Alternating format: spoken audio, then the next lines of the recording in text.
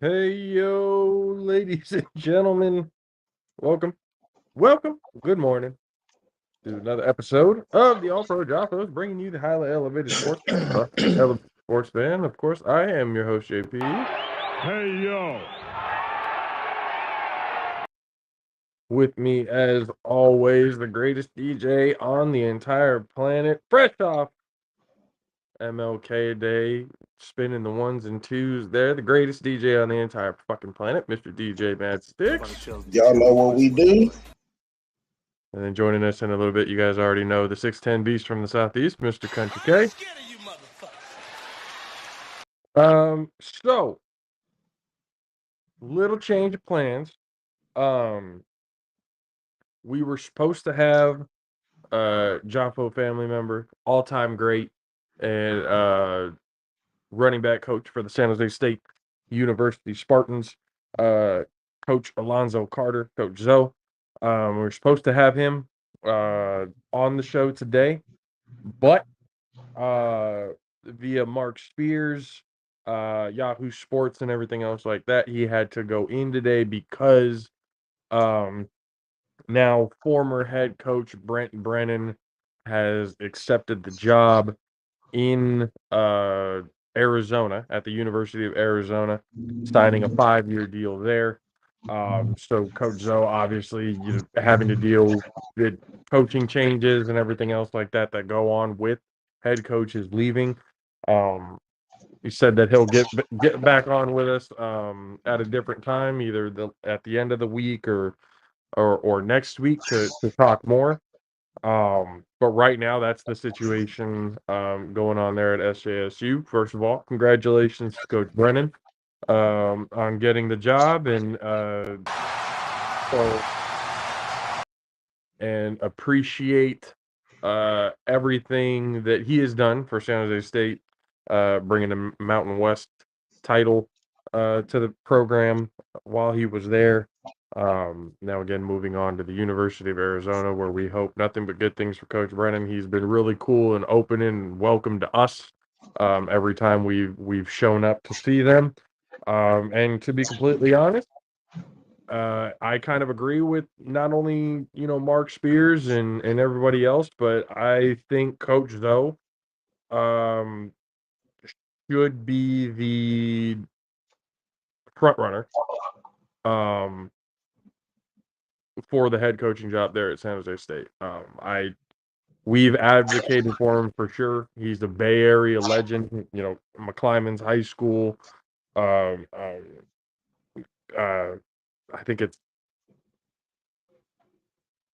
there we go, Contra Costa College as well. So he has the head coaching experience. He's been in the Bay Area, essentially his entire coaching career. Has won running back coach of the year nationally. That means everybody in the country. He's got a lot of coaching credentials, and him staying there would keep would definitely keep the culture. What they have built there at San Jose State shouldn't be overlooked. And I think keeping Coach Zoe there would help basically continue to build the program in the right direction. He's great at recruiting. He always does recruiting and stuff too. So it's just, I think the stars are aligning for Coach Zoe to take the job as the head coach there at San Jose State. It's not confirmed or anything. This is obviously what we hope would happen.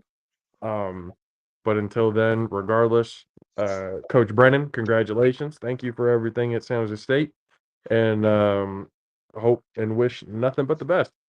So we were gonna have him or Coach Zoe on for an hour to talk, ball, talk the season and everything else like that. But since we don't have him, we have other ball to talk.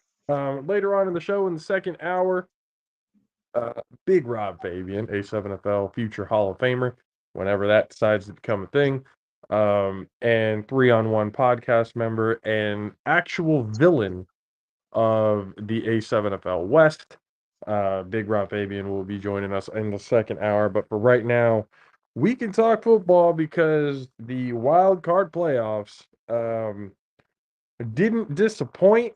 Couple of good games, couple of bad games, couple of games that people were fucking overreacting about. I didn't understand it. But we'll get right into it. The Texans. The fucking Texans. I told y'all. Did I not tell y'all about CJ Stroud? Did I not I tell knew y'all CJ Stroud was. I said the Texans was going to win. that's like that kid is something different, man. He's got the ice in his veins is there. It is definitely there. Texans went on in NRG Stadium, first playoff home game in a long ass time. I think might have been first time ever. I'd have to go back and look at that, but CJ Stroud being the youngest QB uh, to win a playoff game and decisively. Uh 45-14 taking down the Browns. The Browns having one of the better defenses and stuff like that in the league, getting basically torched by CJ Stroud and Singletary and Nico Collins. It was just a hell of a game for them. CJ Stroud just under 300 yards, 3 total touchdowns, like I predicted. Uh, and no interceptions there. Singletary had 66 yards on 13 carries and a touchdown. Nico Collins with 6 receptions for 96 yards and a touchdown. It just the Texans are a team right now that again nobody was thinking about at the beginning of the season. You know, everyone was thinking, yeah, CJ Stroud's there. They got a good pieces, you know, to build off of. You know, it may not be a playoff team just yet, but they're gonna be making a splash in the coming years. Well, that splash is here right now, and the Texans are for real. The defense has been playing well. Obviously, CJ Stroud has been playing well, ice in his veins. 45-14. Mad Sticks, when you were watching this game, what was something that crossed into your head? Now I knew CJ would ball out. I mean, they relevant as anybody else, you know. So he's a good athlete. So we're gonna see a lot coming from him. This is just the beginning. I mean, he a rookie, so to be doing this in your rookie year, like I said, if he wouldn't have got hurt, he probably would have had the Russian, or not the Russian, but the passing title. You know, yeah. 4,100 yards on, and he missed 2 games Yeah. and still had 4,100 yards. So I mean, that there's still could he have hit 5,000? Maybe. Oh yeah. It's possible. He would have had to throw for pretty much 450 to 500 yards in 2 games, which is extremely difficult to do. But at least 4,500 yards for sure. Um, he could have had. And again, I mean, people were looking at him in the MVP voting. Early on before he missed those games. So he was on that track to do some things that historically have never been done before in the NFL.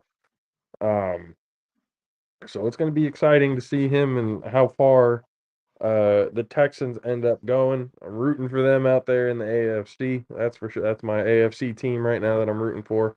But 45-14, taking down the Browns. Joe Flacco finally came back down to earth.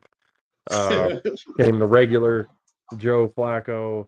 Everybody got into that hype of this. Oh, well, playoff Joe. This is a long time removed from playoff Joe. I thought he finally came down to earth, and I believe it was a picks. Did he throw 2 pick sixes? Yeah. It was 2 pick sixes, and it was back to back. That was not a good game for sure, Joe Flacco. But the Browns are done. Deshaun Watson looking at CJ Stroud like he's all pissed off, which was funny to me. And now we're in a moment of time where who would have thought? The fucking Texans. The fucking Texans. Next game on the list, who now, and this is why I say overreacting in the beginning. So we talked about it on the show on Friday of how cold it was going to be during the Chiefs and Dolphins game, right?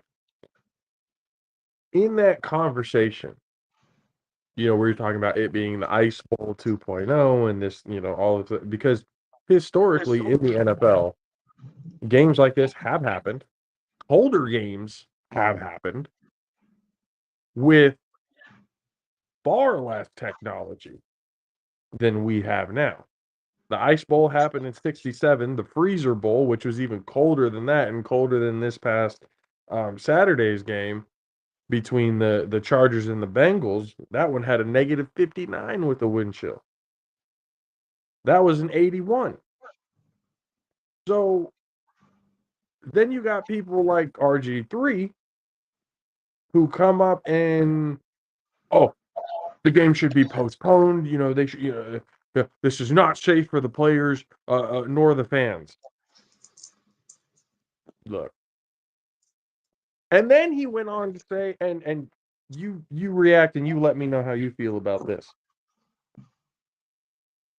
When us and this as I quote, when us football players say anytime, anywhere, any place, that's just a saying that we say to hype each other up. That sounds stupid as fuck. Anytime, any place. I mean, we can get out anywhere. We can get out anywhere. Yeah. Rain or shine, does not matter. Yeah, he sounds stupid for that one. Like, I was like, what? You were a former NFL player. Well, I can see why the career didn't go as far. Yeah, you had the injury, but that didn't prevent you for the rest of your career. You weren't a leader. That's probably why. You see, anytime that's just something that we say to hype people up. What? Yeah, that don't even sound. I ain't never heard no shit like that. Playing sports, I ain't never heard nobody in their sport say that's just a phrase. Nah, that means you gonna get down. Hey, even in the sun, we can knuckle up anytime, any place. That ain't just wasn't no phrase. That doesn't make any sense to me. Why a former quarterback it just to try and you could have tried to justify the safety and everything like without that fucking saying, without you saying that. Mm-hmm. Because now you're basically further proving, especially in everybody else's eyes, that the NFL has gone fucking soft, or that it's going hella soft. And I put on there, and I replied to the comment. I showed everybody on the social medias and stuff like that. Which, by the way, all the social medias right there, you can see that whole interaction. Which, by the way, the post that I put in response to that got over 300,000 views. Which, thank you everybody of the JAFFO Army and stuff like that for viewing that, liking it, over 1,000 likes and everything else like that. Hundreds and hundreds of comments on it. So appreciate everybody for hopping in on that one. Good morning, everyone at the other side of the ball. Good morning. So I put on that, I had to give a little history lesson because you know me. Sometimes I like to give people history lessons where they don't know what the fuck they're talking about. I put on there that in 1957, the Ice Bowl happened, and they had far less technology than what we had today with the heaters, the heated benches, heated field, and all that other kind of. They didn't have that shit back then. I think the heated field might have been the only thing that the Packers had that were innovating that time, but it was so primitive at that time that when the game actually happened, the mechanisms to heat the field fucking froze over. So for that game, they didn't have, the heated field. Played through it, and this was the NFC Championship game. I was like, and like I said, with far less technology. So, although I do kind of agree in, yeah, there's some safety concerns when it comes to playing in extreme weather conditions like that. But we have the technology to help prevent hypothermia and frostbite and all. We have all the technology for that. And if the players want to play, fucking let them play. Mm-hmm. And other side of the ball, they far less money back then. Yes, absolutely far less money back then. They were playing for pride back then, not for money. So now it's like if the players want to go out there and play, let them play. And then you got people just out of fucking. Well, just because they did it back then doesn't mean we should have. But somebody died there. People got frostbite. I'm like, oh, okay, but is that going to happen now? Again, with the advancements in technology and everything that we have. And it's not like since 67 and 81 that football hasn't been played in extreme weather.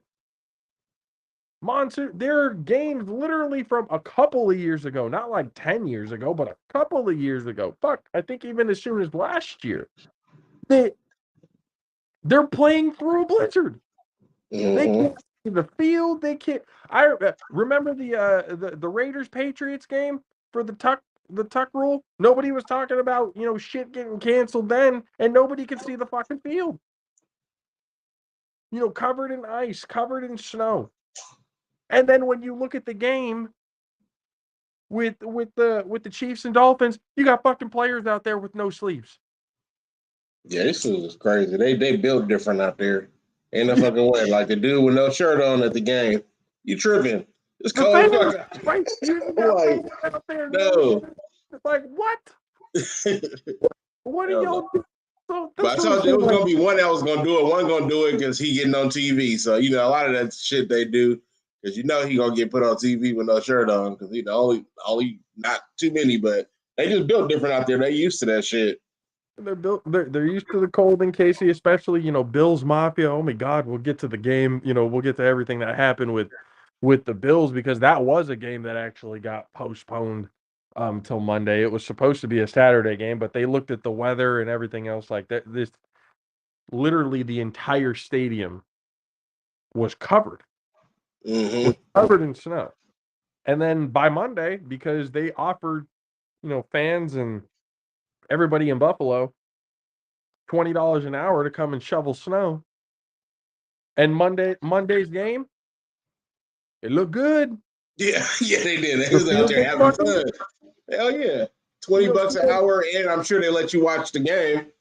Oh yeah. So, yeah. So you have videos of dudes. Again, Bills Mafia is built different, bro. They're built so different. You know how that they have at the top of the stadium, there's like a tube that comes down. You put the snow into there, and the snow will slide all the way to the bottom.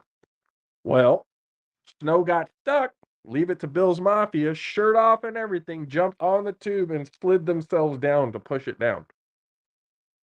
So it's like, and then you got again people online. Well, they were stupid. They were stupid back then.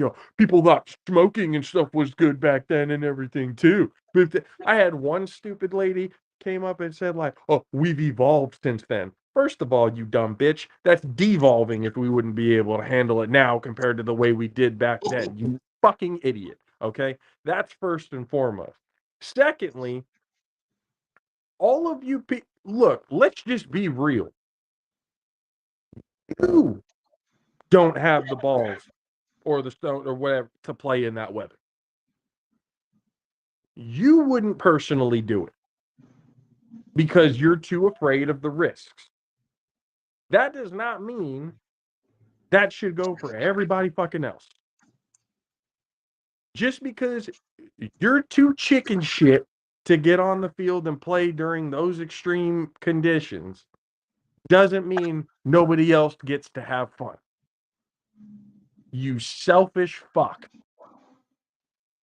And you go and look at like actual people who have played the game of football or, players and stuff.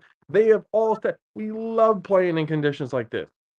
That's where the phrase, this is football weather, comes from. Because of the fact that football players historically have played through the worst conditions of any other sport. Baseball doesn't play during the rain. During the rain. Just regular rain. Not monsoons or anything, just rain. You know, they don't play during that. Like soccer players, barely play through the rain. Football is the only sport where you literally play through any condition. That's why they say it's football weather. Let's go. When the conditions are shitty, oh yeah, this is football weather. And then you got guys like RG, this is not football weather. You're a pussy. You wouldn't be able to play through that fucking weather. Let's just be real about it, RG3. You wouldn't have been able to play. Not them, you. So this whole the shit of it should have been canceled. We need to be done. Y'all are overreacting first of all, and then start trying to find something to bitch and complain about, just because it's something that you wouldn't do because you're too chicken shit to do. So would you go play in it? Fuck yeah! The fuck if I was in the NFL in the playoffs and they were hey, it's gonna be next. All right, and this is about to be fun as fuck. We're about to be sore as shit afterwards because hitting each other in the cold and stuff like that hurts like a motherfucker. But you know what? I'm still going to play. Yeah. Playing in the snow, playing in the rain, and shit doesn't bother me. It doesn't bother me. So that's why I'm kind of like, especially seeing it from somebody like RG3 and other football players, it's like, what the fuck are you talking about? And then with that, like I said, what really threw me over the edge was him saying, anytime, anywhere is just a saying. Fuck you. That's why that's why your career ended up the way it did. Sorry. It's that type of mentality right there. Like that shit was just so needless to say, the Chiefs and Dolphins still happened. The stadium looked good. It didn't blizzard snow and everything like everybody thought it was going to be. Everyone was thinking, the snow is going to hit. We're about to have, look at 2013 Lions Eagles, 8 inches of snow, and they still fucking played.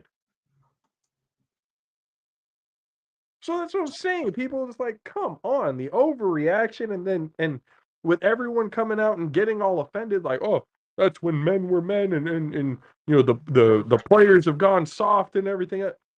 I don't disagree with that because with comments like that were just being made, fuck yeah, it seems like the NFL has gotten soft compared to the way it was. You had Patrick Mahomes' helmet fucking exploding, and you still had guys with less equipment, less technology and stuff like that back in the day still playing the game in worse weather. Like that type of shit just doesn't make any sense to me. How people can just get up all in their feelings about, oh, we shouldn't play because it's too cold. Then keep your ass inside the house with the weather. They want to be out there. They want to play. They got a playoff spot. They got Super Bowl dreams and everything on the fucking line. You get your ass out there and you play. That's just that's just the whole truth of it. It doesn't make any sense why you would come out and say some shit like that, especially if you were a former player. And then you got people who think they're intelligent saying we shouldn't have done. Yeah, well, we're smarter now. Just because we can doesn't mean we should. Like, shut the fuck up. Shut up. First of all, most of the people bitching and complaining have probably never stepped on a fucking football field in their life. In their life. Let alone probably been to a fucking game. So it's just, people chill the fuck out. Extreme weather football is football weather. Trust me, it is. It's okay. Okay, we were just going over the wild card game, especially with the Dolphins and the Chiefs and everybody that was talking about like the weather and stuff that was going to be there. Ladies and gentlemen, the 6'10" beast from the Southeast, Mr. Country K. K, would you have played in that weather? In what weather? The weather for the Dolphins Chiefs games, that negative 20. Well, my initial reaction, when it said -7, like I was joking with you guys, I was saying like no, whatever. But if I was in the NFL, I would play in that shit just to experience what all of the older players played in. Like all of those legendary games where you watch on NFL films and you see the snow and you see the steel curtain, you see fucking goddamn Coach Lombardi in the snow, you see all of these different iconic moments in the snow. Shit, even when Tom fucking got it in the field goal range for Vinatieri, that was in the snow. You know what I Yep. mean? Like it's so many games that they had in the snow and in bad weather, and you got everyone wants to basically play in fucking Florida weather every fucking goddamn game. Like it has to be sunny. If it's raining too hard, we can't do it. Like I feel you, but it's like you want to get paid millions of dollars, but you only want to have a perfect situation. Then shit, go play flag football. Shit, even flag football, they play in the rain and shit. So modify your flag football league to where you guys only play in the New Orleans Superdome every year, and that way you can do your little fucking, you know what I mean, your little crybaby party. Like if that's what you want to do, you know what I'm saying, or just go in the league that Johnny Manziel's in and Terrell Owens is in. Go join that league, the fan league. They're inside every game. So I mean, if you want to play inside and have sport, you know what I mean. But if you're crying about the NFL and the whole time outside of grass, like I really don't have much about these gripes. Like personally, I don't even like playing in grass in the rain. Shit, I don't like playing in the rain in general. So regardless if it's grass or turf, I hate playing in the rain because I run fast and I'm a power runner. So it's hard for me to stop in that type of situation. Yep. So that's my only gripe about weather. No, and it's funny that you actually brought up the other thing because I had brought that up to somebody else too because some lady was like, "Well, would you?"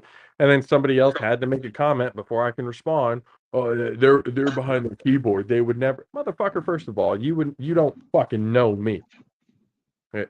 And second of all, hell yeah, I would because just like Country Case said, that's like a badge of honor thing. That's almost like a passing down the torch, like going through those experiences that former NFL greats went through. Because again, you cannot tell the story of the NFL without a lot of these extreme weather games. I'm with you, but I don't give a fuck about other people's opinions. So badge of honor and things of that nature, I don't really care about. That's for my deathbed experience. Something I can tell my grandkids. Something I can tell my kids. Things like that. I really don't care about other people's opinions, and that's just how I live my life. So you know Yeah, what I no, mean. So I get what you're saying ultimately, though. yeah, it just none of that. It's something that you can be able to say. You know what? I did the same thing that the greats did. We actually got in and this is what they experienced. Like this is cool, like type of thing. Being able to do what the greats of the game did back in the day. Mizzle and Dub, good morning, fellas. Good morning, Mizzle and Dub. K, it says congrats on your Bucks, the Country K. Uh, so move and then, but yes, the Chiefs did end up going on winning 26-7. Uh, I mean, it was an ugly game, really, to begin with. Yeah, Chiefs can't catch It the wasn't to ball. me. That shit was perfect to me. That game was perfect because everybody that I said that wasn't shit. Pat Mahomes proved me right. He ran like a black quarterback a little bit, cracked his fucking helmet. Hey now, hey now. Tyreek Hill got pressed out of the motherfucking box and into a goddamn UPS package. He became a parcel very quickly. Hey, and he admitted it himself. So that's what I'm saying. Like that tweet he put up. He said he pressed my ass to Cancun. That shit was hilarious. That shit was fucking hilarious. That was out of Tyreek's fucking Twitter. Y'all go check him out on at Cheeto X. Bro, that shit was hilarious, bro. I don't follow him, but I saw that one. That shit was funny. But yeah, pretty much what I said. Like, and that the guy that fucking pressed him ain't even a top DB like that. He's just a regular guy. He like Steve Smith would say, he's a jag. He's a jag, and you got pressed like that by a jag. So that means everybody else in the NFL is afraid of Tyreek Hill. And we probably should start giving out a little Midol, a little always stay free, hand them out, put them in their doggone lockers, and especially in the DBs, put it in their lockers so they can be good. You know what I mean? So, because for whatever reason, I don't get it. Like, he fast, but he ain't got no routes, all that technical stuff. The man tried to get a release and he pressed him straight into the ground. You mean tell me you can't do that? But all right. I mean, people are going to probably start looking at the film and everything else like that, and knowing, yeah, we don't want to get him. We don't want to be beat by Tyreek Hill over the top, but him like that, he doesn't even have a route to begin with. That'll make things even better. And what's hilarious, we didn't even press him in the Super Bowl. Look what we did to him. I was saying this on Mizzle and Dub Show. Y'all go check him out on YouTube. Shit, to be honest with you, if it's a game on right after the game, they most likely gonna be on. I don't really know their schedule times, but I know that for certain. So yeah, so go check out Mizzle and Dub on YouTube. But pretty much what I was pretty much saying the whole time, like, Tyreek didn't do shit in the Super Bowl. We didn't press him. He got hit in the face mask multiple times. Multiple times. He was exposed then. People have had tape on the Tyreek and how they expose him, and they continue to let him go do shit. To where I was at the point where it's like I felt like I had to concede to be like, yeah, he's going to get 2,000 yards. Even though I know he's not a good receiver. Like, that was something that fucking plagued me all season. I'm so glad he finished with like 17 and some shit. So glad. But that shit fucking pissed me off. Well, you got your wish. He didn't get he didn't get the 2,000. He didn't get the 2,000, and we got to see a little bit more of what teams can probably do against him. But Isaiah Pacheco, who was somebody that I thought going into this game was going to be a factor, especially with the cold and everything like that, because with him running, and I could kind of see it within what was going on. Shit, they even did it to Patrick Mahomes. There was a whole lot of fucking patty cake trying to tackle him. That was going on. Nobody was really trying to hit on that Miami side. So Pacheco had himself a game, 24 carries, 89 yards, and a touchdown. Like we said, Mahomes went and had his helmet fucking explode. And then the big thing that came out of that was, for an equipment change, there needs to be a timeout, being made in between plays, or Patrick Mahomes needs to sit out one play. Well, that didn't happen. Matter of fact, he even played another snap while the helmet was fucked up. And then not only did he play another snap, when he did the equipment change, no timeout was made. He didn't come out. He just went, grabbed the helmet, put it back on, went back in.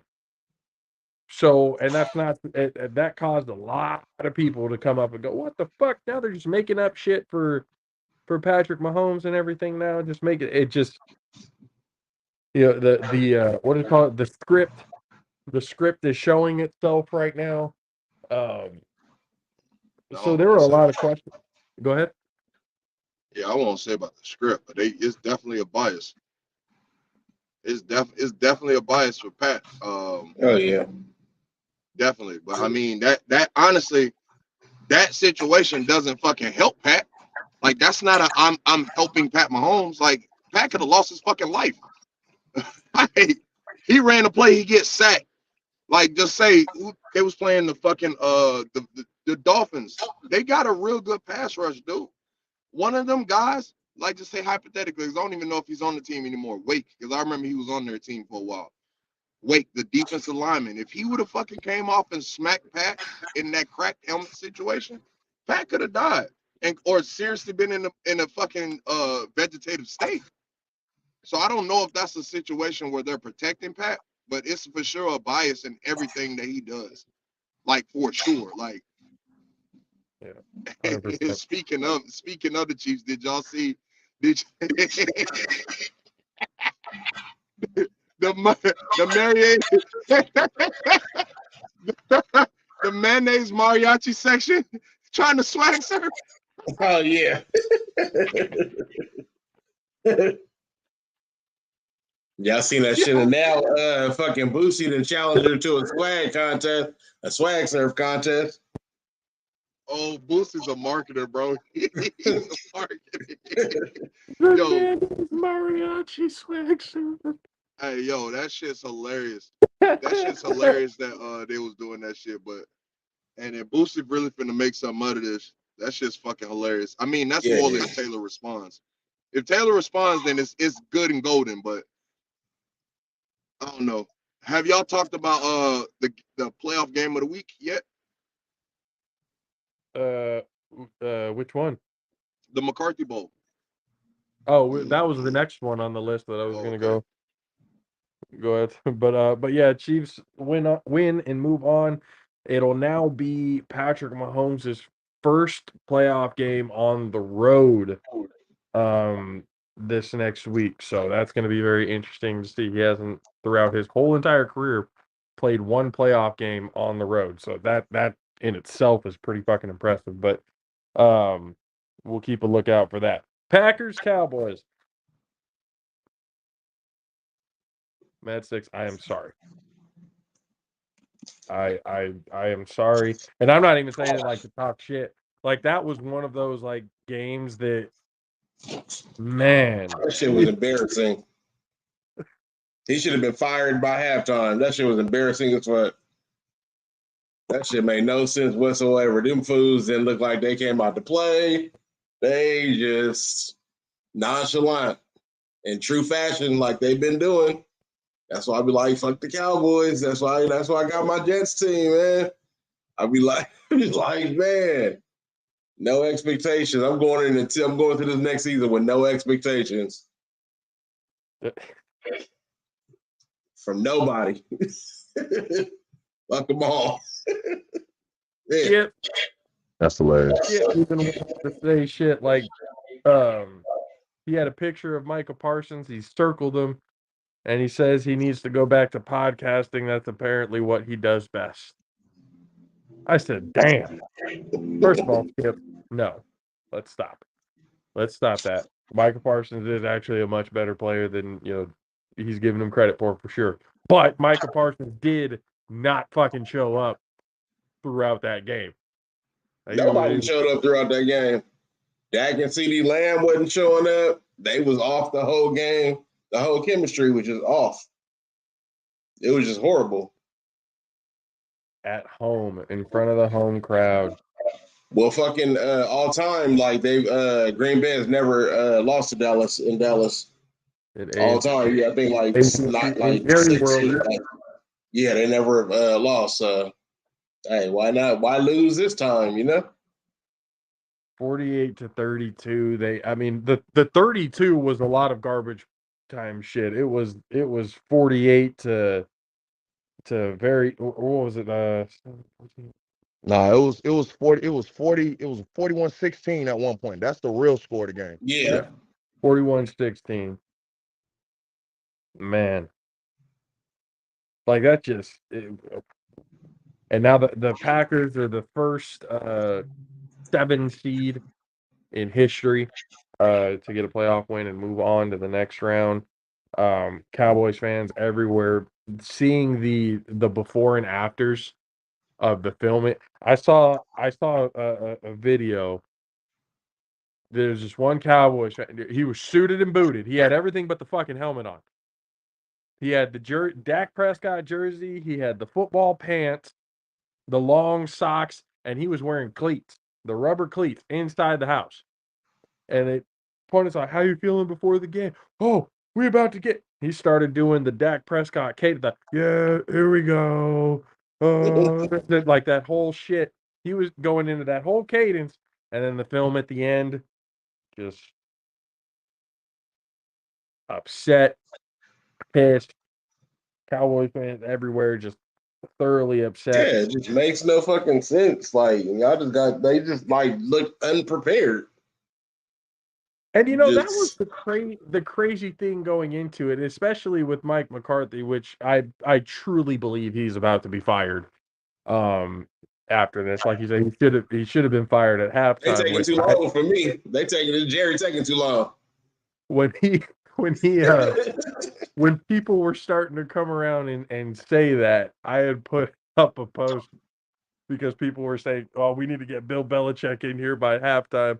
I was like, "Yeah, like Bill Belichick was about to walk in like fucking Bobby Boucher. Y'all my dog's about to win the Bourbon Bowl, do you?" Hell yeah. It's last second. That's exactly what's gonna happen. But no. But now they're talking this talk about Dak getting the extension or some shit. I'm like, don't extend that fool. Fuck that. Probably are, man. He need to go. He just ain't. He just need to go too. The numbers he's been putting up are impressive, so they're going to keep him. Man, I'd rather run with Trey Lance.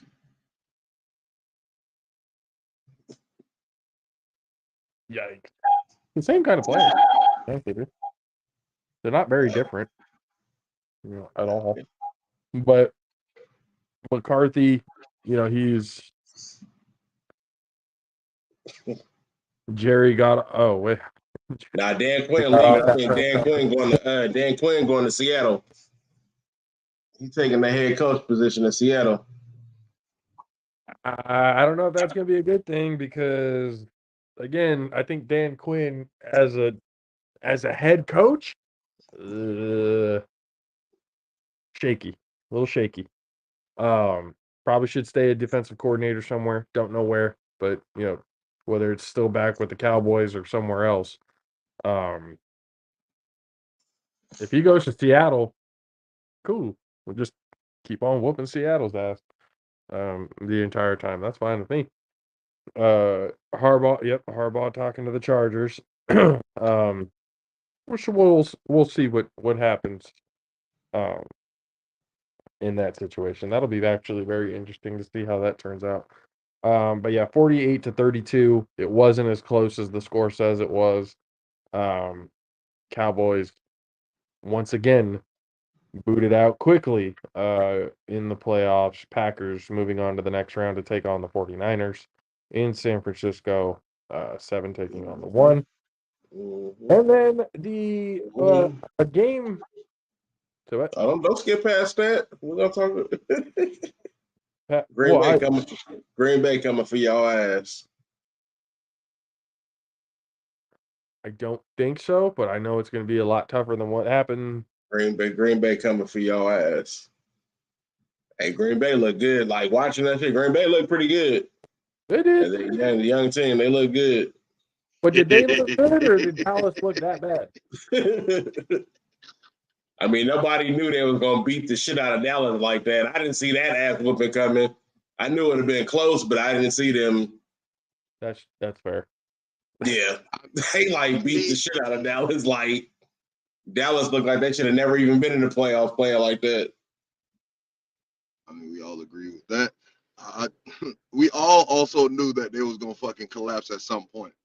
Yeah. So we weren't sure it was gonna be Green Bay, but we knew it was coming.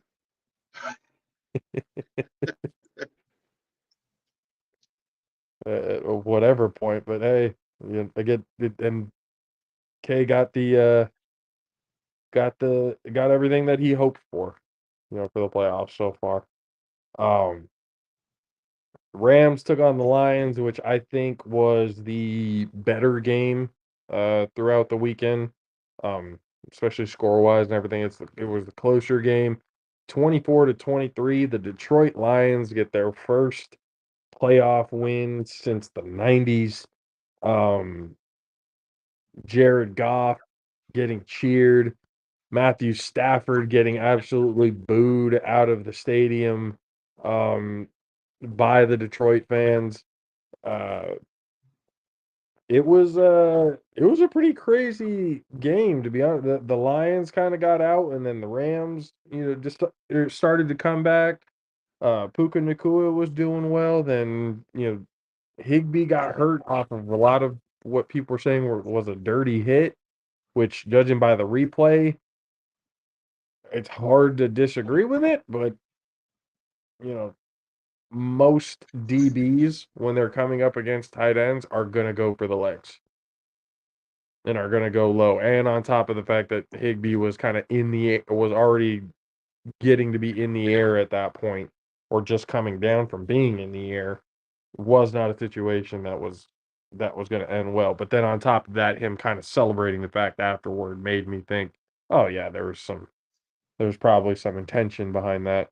But either way, the Rams have been eliminated from the playoffs. The Detroit Lions moving on to the divisional round, where they will take on, is it the Lions and the Bucks? Yeah. Yeah. Hold on, where are you at now? Have you breezed by this whole playoff shit right now? I'm Rams Lions. They're Where are you right now? there's still Steelers, Bills, and Eagles, Bucks. Okay, because I didn't know where we are. Oh, No, he with the Rams and the Lions right now. yeah. Why did I miss something on the Packers He Cowboys? thought you skipped the Bucks. Hello, bitch. Hello. What the fuck? Oh, he thought I skipped the Bucks. No, I wouldn't skip the Bucks. They were the last team. So on the list here, the last one, just going down the list. And yep, knew it was some sort of technical problem. But no, it was good to see the Lions win. To be honest with you, I'm happy for them. Other than the Niners, that's the team that I'm rooting for. So we'll see. The Steelers taking on the Bills. Man. First thing, shout out Bills Mafia for going in and cleaning the stadium up, making it look very nice. A whole lot of cleaning of the field, but the stands were still kind of covered. Hey, but it was cool. They was scoring touchdowns. They was throwing snow up in the air and shit. That thing was pretty cool. I think well, speaking of throwing snow, there was a play where George Pickens, it was in the end zone, the ball was thrown to him, but at the same time during the slow motion, you can see that as the ball was getting there, snowballs. somebody pelted him with a snowball. Nah, damn. Somebody hit him with a snowball to help try and prevent him from catching the ball. He dropped it, but it wasn't because of the snowball, but I just thought it was pretty wild that Bills Mafia, you can't give Bills Mafia ammo in the stands. Nah. You can't do that with them, because they will definitely take advantage of it. That's for damn sure. Where's Rob? Rob is on the show in the second hour. So at the top of the hour here, at the 10 o'clock hour, Big Rob Fabian from the A7FL will be on the show. But right now, going through our kind of the recap of Wild Card Weekend. Do back as Coach Zoe. Once again, was going to be on the show, but he's not on the show today because again he needed to show up to the facilities because head coach Brennan accepted the head coaching job from San Jose State over to the University of Arizona. So there's a lot going to be happening there. That's why he wasn't going to be able to be on the show with us today, but either on Friday or next week. Coach Joe will be joining us so we can be able to talk and see how he's doing. But before we finish off the wild card here real quick, and then get to Big Rob, let's do a quick message from our friends over at Raise Energy. What's up, JAFFO Army? JP here, the All-Pro JAFFOs, bringing you a message from our proud partners over at Raise Energy. Raise Energy takes a giant leap of faith with instilling a high-quality formula to bring the consumer a powerful yet sustained energetic experience to help us put your workouts and focus in general to the very next level. Perfect for anyone at any time. Raise Energy has become the most popular, the best rated energy drink on the market to date, with a phenomenal flavor profile that puts most of the competitors just downright to shame. Powered by the enhanced Refresh technology, Raise Energy delivers with a performance-enhancing energy drink profile that aids in the most often overlooked categories, which include targeted focus, enhanced recovery time, as glycogen becomes depleted, improve clean energy levels, boost in stamina and in hydration. Most importantly, each can of Raise has absolutely 0 calories, 0 sugar, 0 carbohydrates to give you a smarter and healthier option. You should not have to drink or settle for any other energy drink that contains more sugar and carbohydrates than you can count. Instead, opt for the smart choice with the #1 fan-voted energy drink on the planet with Raise Energy Drink. Use the promo code ALPHARAISE at checkout to get 15% off of your order. Demand more. Join the Raise Rebellion. Let them know the JAFFOs sent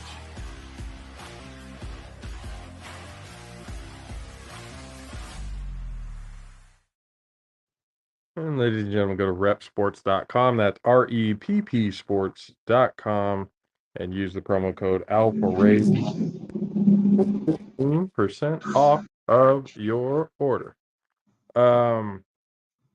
Finishing up into it, the Steelers and the Bills, not much of a game there. Bills went in and just absolutely throttled the Pittsburgh Steelers. And I don't know if you guys saw the press conference, but somebody brought up Mike Tomlin's contract, and he just straight up walked out.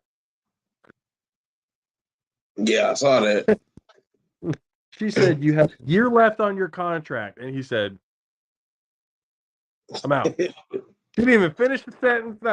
You have a year left on your contract, and he was out. And I think, to be honest, he might be kind of representing all of us here, because as much as we've kind of said that, Pittsburgh, would it be crazy if they moved on from Tomlin to go, find a different head coach, that like just the possibilities and stuff like that. But actual reality, Mike Tomlin is probably going to be a Pittsburgh Steeler until he retires. And that's just, the fact of it. Now, playoff-wise, they haven't had a whole hell of a lot of success. But why it's and I want to ask you guys this. If you have a head coach that you have had for, let's just say, about 10 years, right? And he's never had a losing season, but he's only brought you 1 Super Bowl in that entire time. You make the playoffs kind of consistently, but he ends up, most of the time it's either a one and done or second game.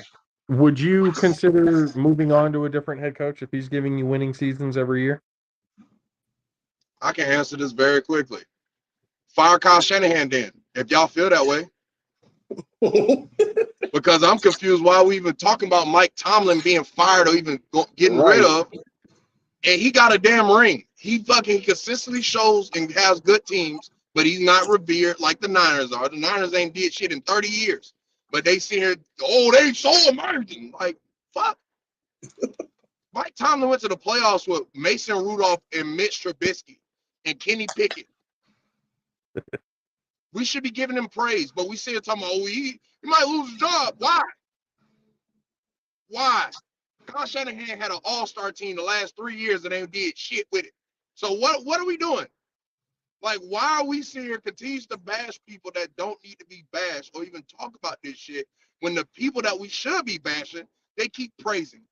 Because it's a family lineage. Because Mike Shanahan fucking got 3 rings with the Broncos. He was a good coach in all these other places, so we revere him. So, yeah, this is some bullshit. We should not be talking about Tomlin losing his job at all. I'm not disagreeing with you. I'm just telling you what's out there. I'm just saying, to me, and that's like a cheap shot to even ask him during that time. They just lost. You don't just go start talking about contract. Like, that's the last thing he's thinking about, So to me, it was a cheap shot. There's just some questions that just don't need to be asked at certain points. So, he don't need to. He winning. So we've witnessed this, and like even when we were our first thing at San Jose State, uh, we've witnessed this firsthand. Media outlets pry at the negative. As much as it's very fucking obvious. Well, how do you feel after this loss? Really? Oh, this play here where you fumbled and everything. What were you thinking in that moment? What are you thinking asking that fucking question? Like they it's all for sound bites. It's all for clickbait. That's what they were trying to do, and they got what they wanted. They got a hell of a clip, and which is now a meme. I love how the internet works quickly. It's now a fucking meme. Mike Tomlin here and then gone. Just after one stupid question that had nothing to do with the fucking game. Like instead of asking about what happened during the game, you want to talk about his contract to go. He probably knows he's not fucking going anywhere. You know, yeah, there's 1 year left, but that's about to get extended. I can tell you that. That's for damn sure. Yeah, so again, because that's just how the Pittsburgh Steelers franchise. That's how they operate. Especially if you're getting winning seasons out of it. So Mike Tomlin is not going to lose his job anytime soon, regardless of how much people really kind of want that to happen. And it kind of sounds like it's mostly coming out of the people in Pittsburgh. So that's the crazy part about it. It's coming from their own fan base on whether or not Mike Tomlin should still be the head coach. So that, like, I mean, as stupid as we think that is, if it's coming from their own fan base, then that's a whole different level of stupid. But it is what it is. They're out of the playoffs now, 31-17. Bills moving on, having a home game now against the Chiefs.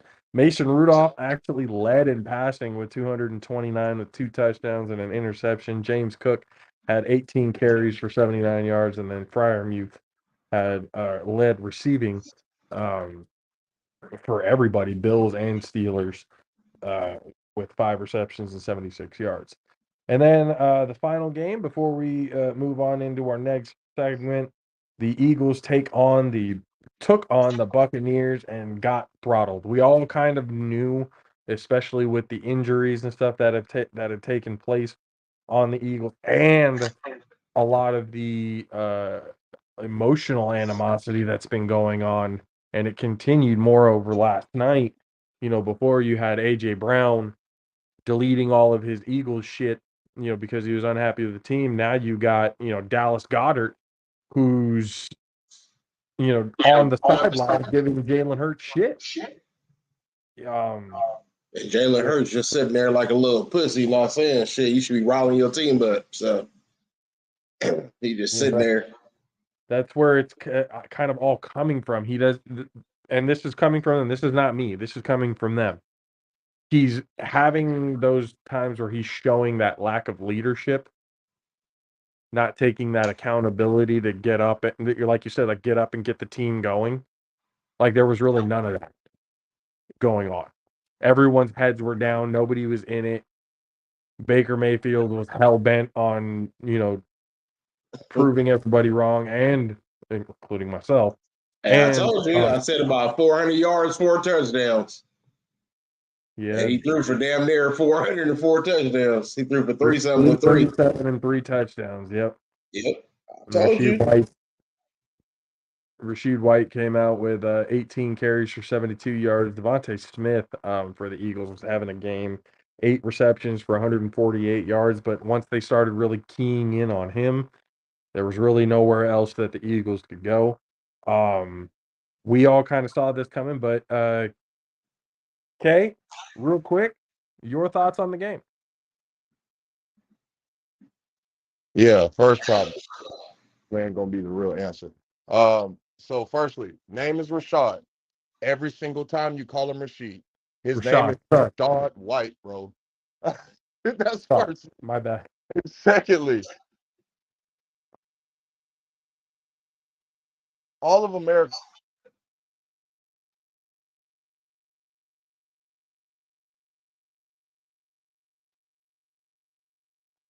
being a leader. I honestly, when he does well, I don't really see him be expressive. It's not like he turned to Cam Newton when he get first downs. So I really don't see Jalen be expressive, whether if it's good or bad. So I mean, I'm not looking for him to be vocal or be like Baker, like how he's walking the sideline yelling, or Tom. And like I've never seen Jalen do that. Like I've never seen him show that emotion, whether good or bad. Yeah. So I can't necessarily slander him for that situation. It's just the fact of Dallas Goedert. He's probably used to a certain type of player. But even Dallas Goedert, he was there last season. Was Jalen doing all of that shit when they was having their run when they went to the Super Bowl? If he was, then I'm with you, Dallas. But if he wasn't, you got You're expecting something that you shouldn't be expecting, and he hasn't been really presenting this entire time. exactly. And you kind of look like a dumbass. So that's the issue here. Biggest issue. Like, is that a part of his personality?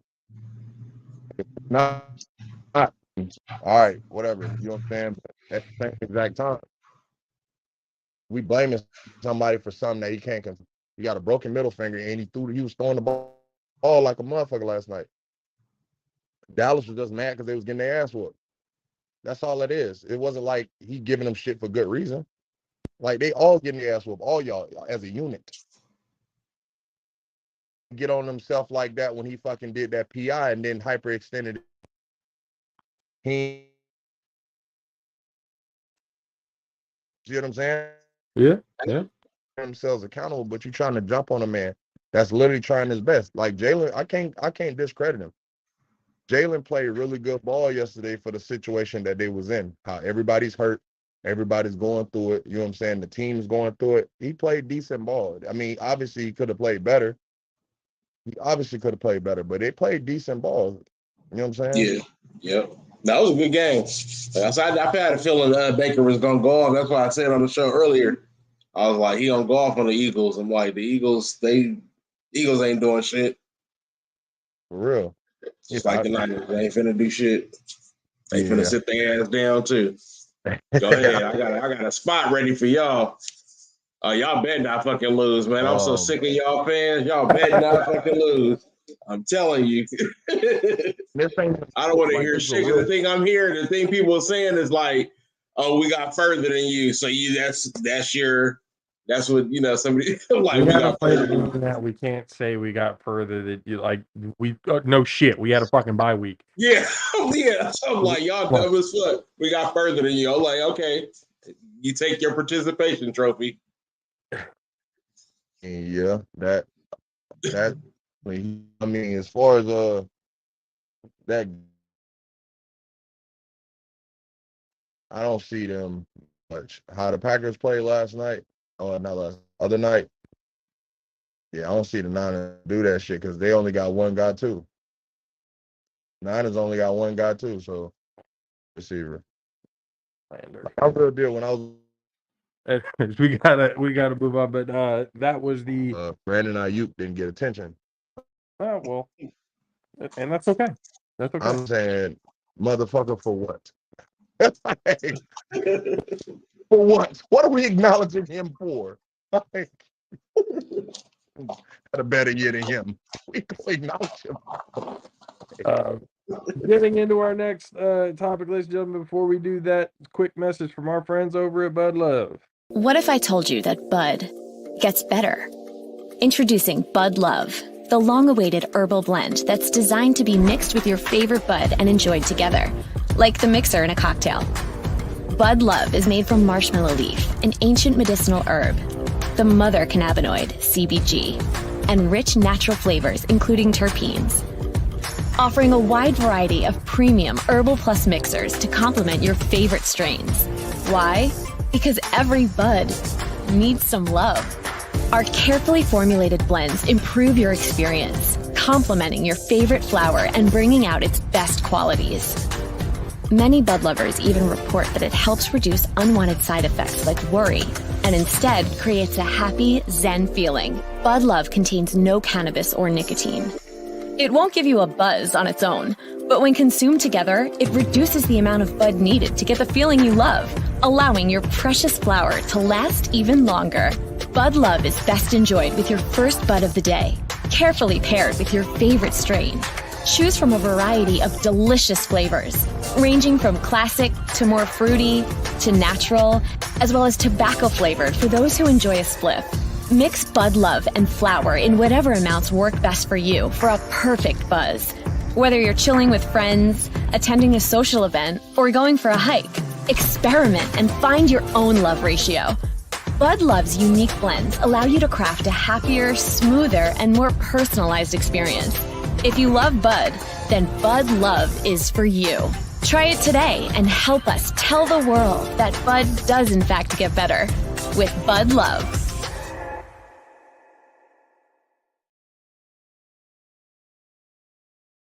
Yes, ladies and gentlemen, go to budlove.com. Use the promo code JAFFO Army for 15% off your order. And now, you're back. You're on now. Okay. Ladies and gentlemen, we know him. We love him. We know he's probably going to be a Hall of Famer for the A7FL whenever they bring it around. The ones that the people on the West Coast especially love to hate. Ladies and gentlemen.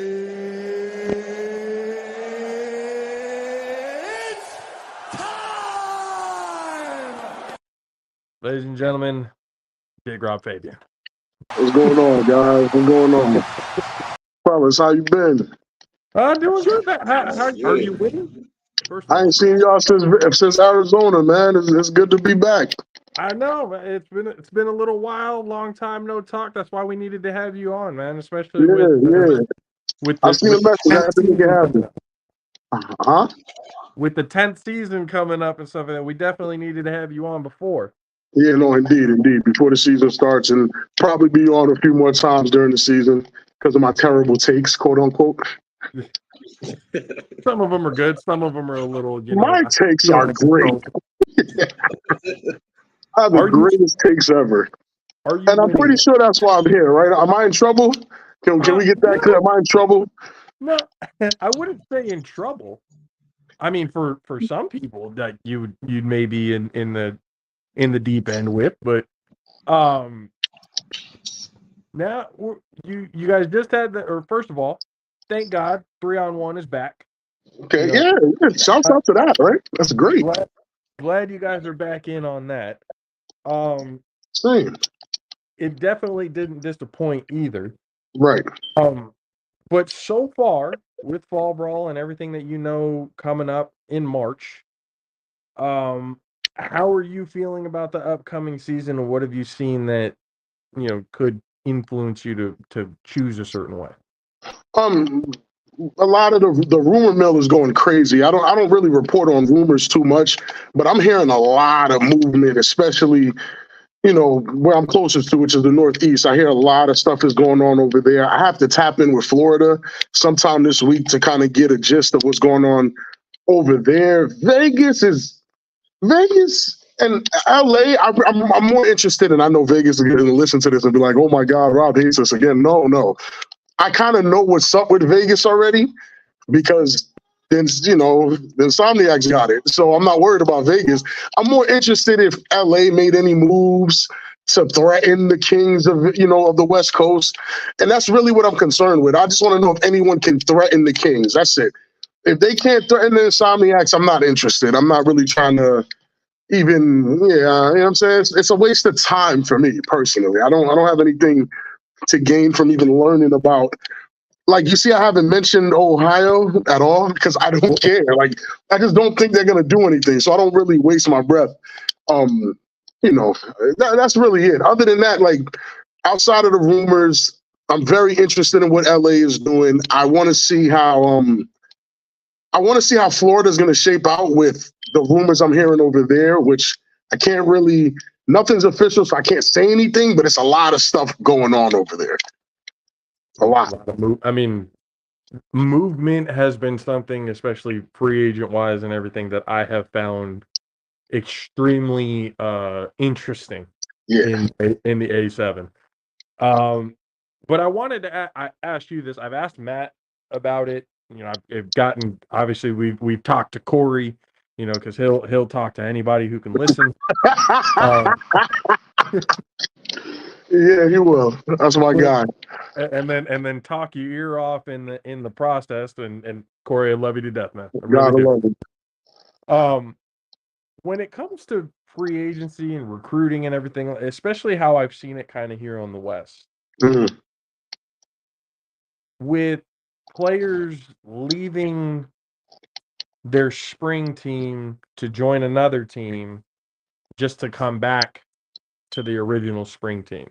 As far as like fall brawl, right? Like fall go. Right.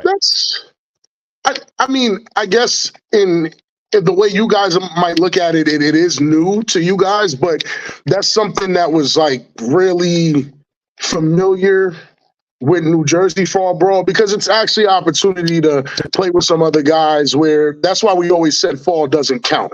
And I know nobody likes to hear it, but that's the opportunity. That's the chance you get to mix it up, get new guys involved. Fall is not where, like, the monsters aren't playing fall. Most of the monsters are resting up or either playing semi-pro.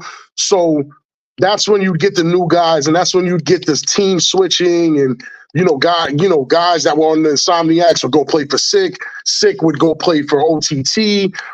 Like it sometimes it would happen like that, and some teams would keep their core, but it's not really new in that aspect. It's not really.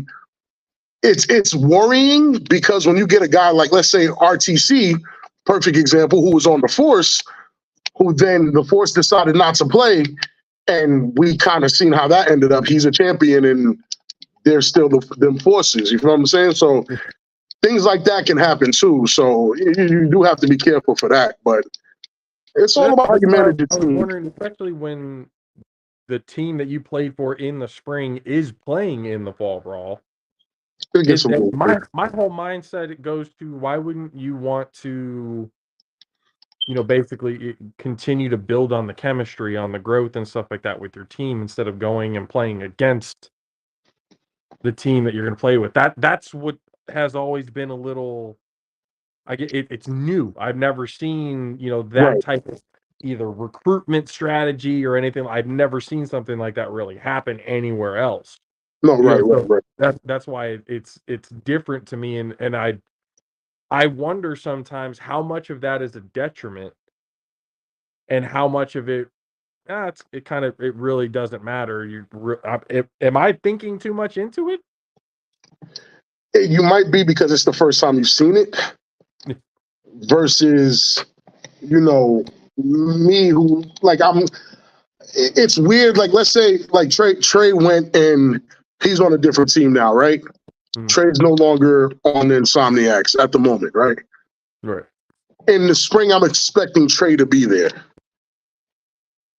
Like, I'm expecting him to be there. But, when people aren't happy, they do certain things. And I do think you're looking into it a little deep, but you're not wrong either, because it is kind of weird if your team is playing to be playing against your team and stuff like that. But that was supposed to be that was supposed to be the fun of fall brawl. You get what I'm saying? Like, it was a tournament. It was to invite newer, younger teams. That's kind of how I felt it was. Again, nobody ever wrote this down and told us, hey, this is what it is. But when I entered the A7, or Town Beef as it was called, I entered during the fall brawl. The top teams weren't playing. Like, the best teams were not playing. They just weren't. Those guys were playing semi-pro or something else. Flag wasn't as popular as it is now, so it was more semi-pro than anything. So those guys are getting workouts and championships over there. We were in fall brawl being introduced to what, Town Beef / A7 was. And fall brawl was a beautiful entry point, because since the big dogs weren't playing, just imagine the league without Insomniacs and Sick. It's a much more competitive league, because the guys that are from Insomniac and Sick, they go to OTT, they go to, all these little teams, and they make them better by just a little bit. And in that process, there's recruitment that can go on. It's dangerous because you could poach some players. You can also, there's a lot of merging of teams that go on, like 2 teams from the fall that did fairly well, that competed well, would merge in the spring and actually make a competitive team. But again, I'm talking in New Jersey at our peak, we had 16 to 18 teams in Jersey for fall. So it was a lot. It was, it was a lot. Even at our peak, there was a lot of guys playing and a lot of people willing to play. So it's just different. It's a different iteration. So it looks a little different when it's on the West Coast because it's not coming from, and it's not, they understand it's not a diss or any kind of disrespect, but it's not coming from the source. So they do it how they do it. Mm-hmm. Even though it's the same name, it's the same, all that. It's not coming from the source. So they don't fully understand the benefits of fall brawl and why we always said, hey, fall doesn't count because the monsters shouldn't be here. You get hurt in the fall, there goes your spring. You know what I'm saying? Like, that's not what we were looking for. So, and that's kind of where I wanted to find out where it kind of came from, because when I look at fall brawl doesn't count, my mind goes to, well, may not be like we may looking at it at like an in-season trophy banner, like pretty much put up type of stuff. Doesn't really matter. It's not the finals, but when I look at it in a way, it counts to the point where I don't think without the fall brawl, the West would be where they are.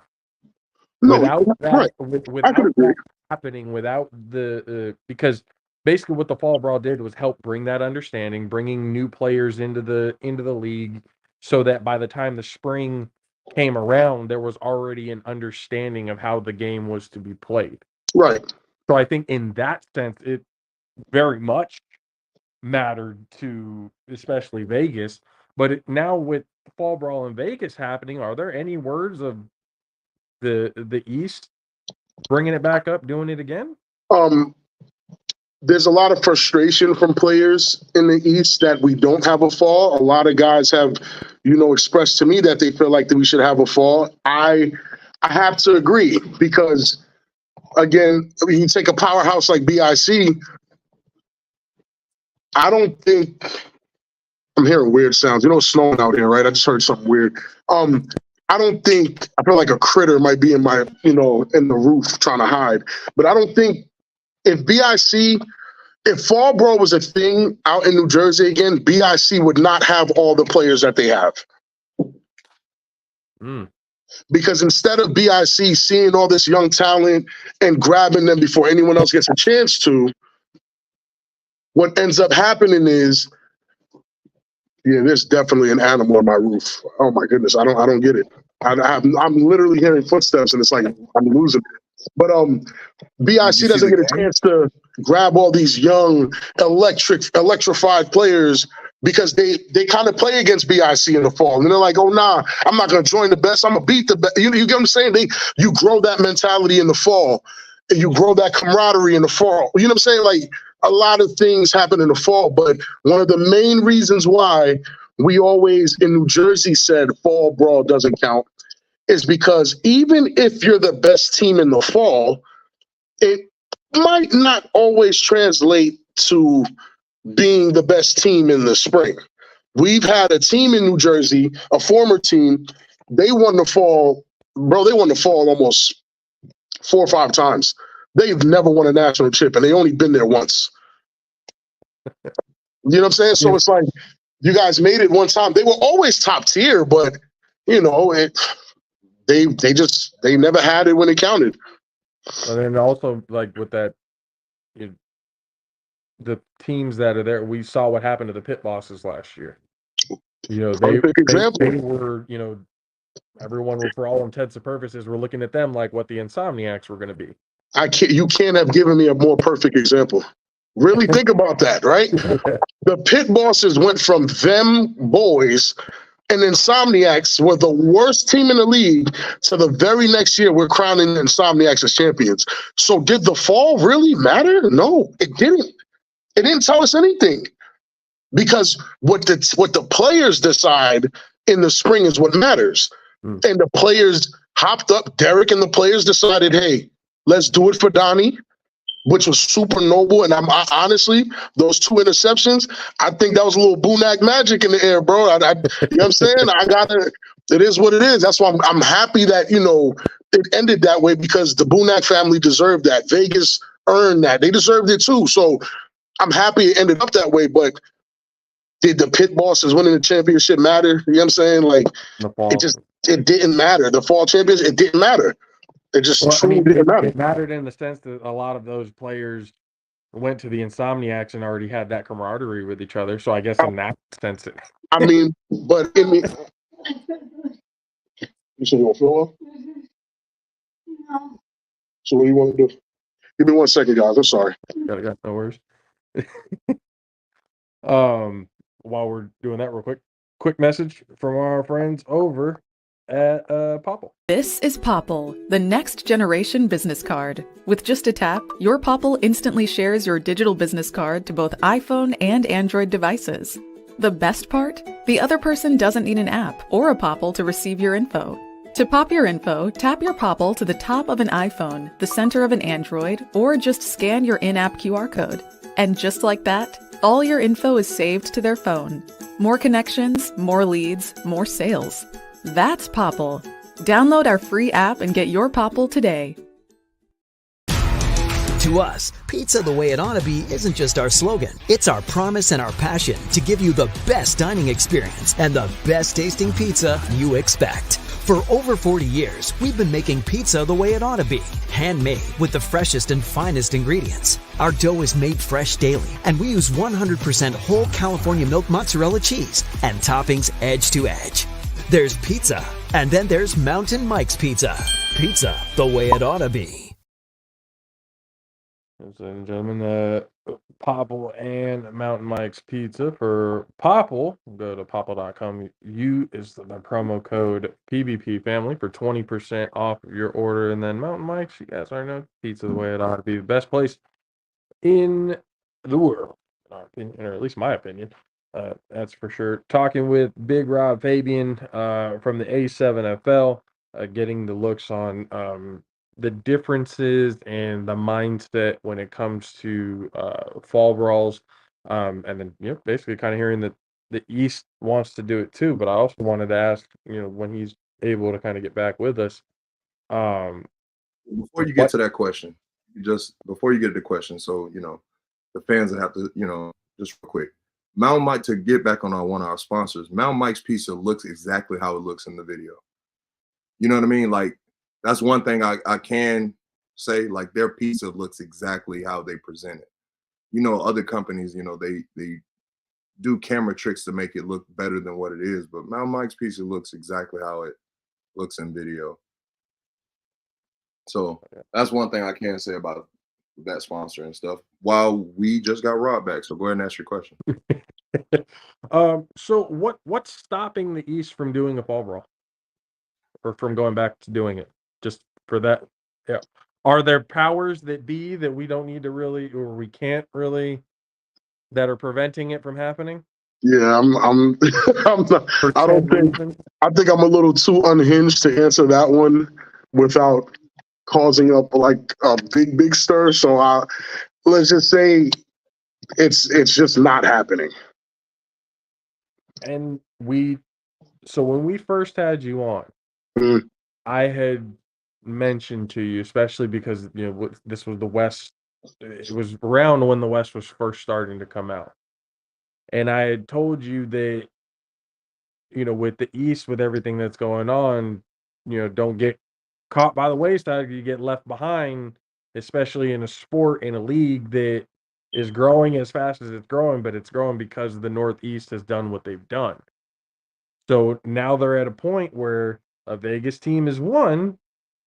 Sure, we can go with the whole nonchalant. We're not really too worried about it. Sure, there's that kind of confidence in it.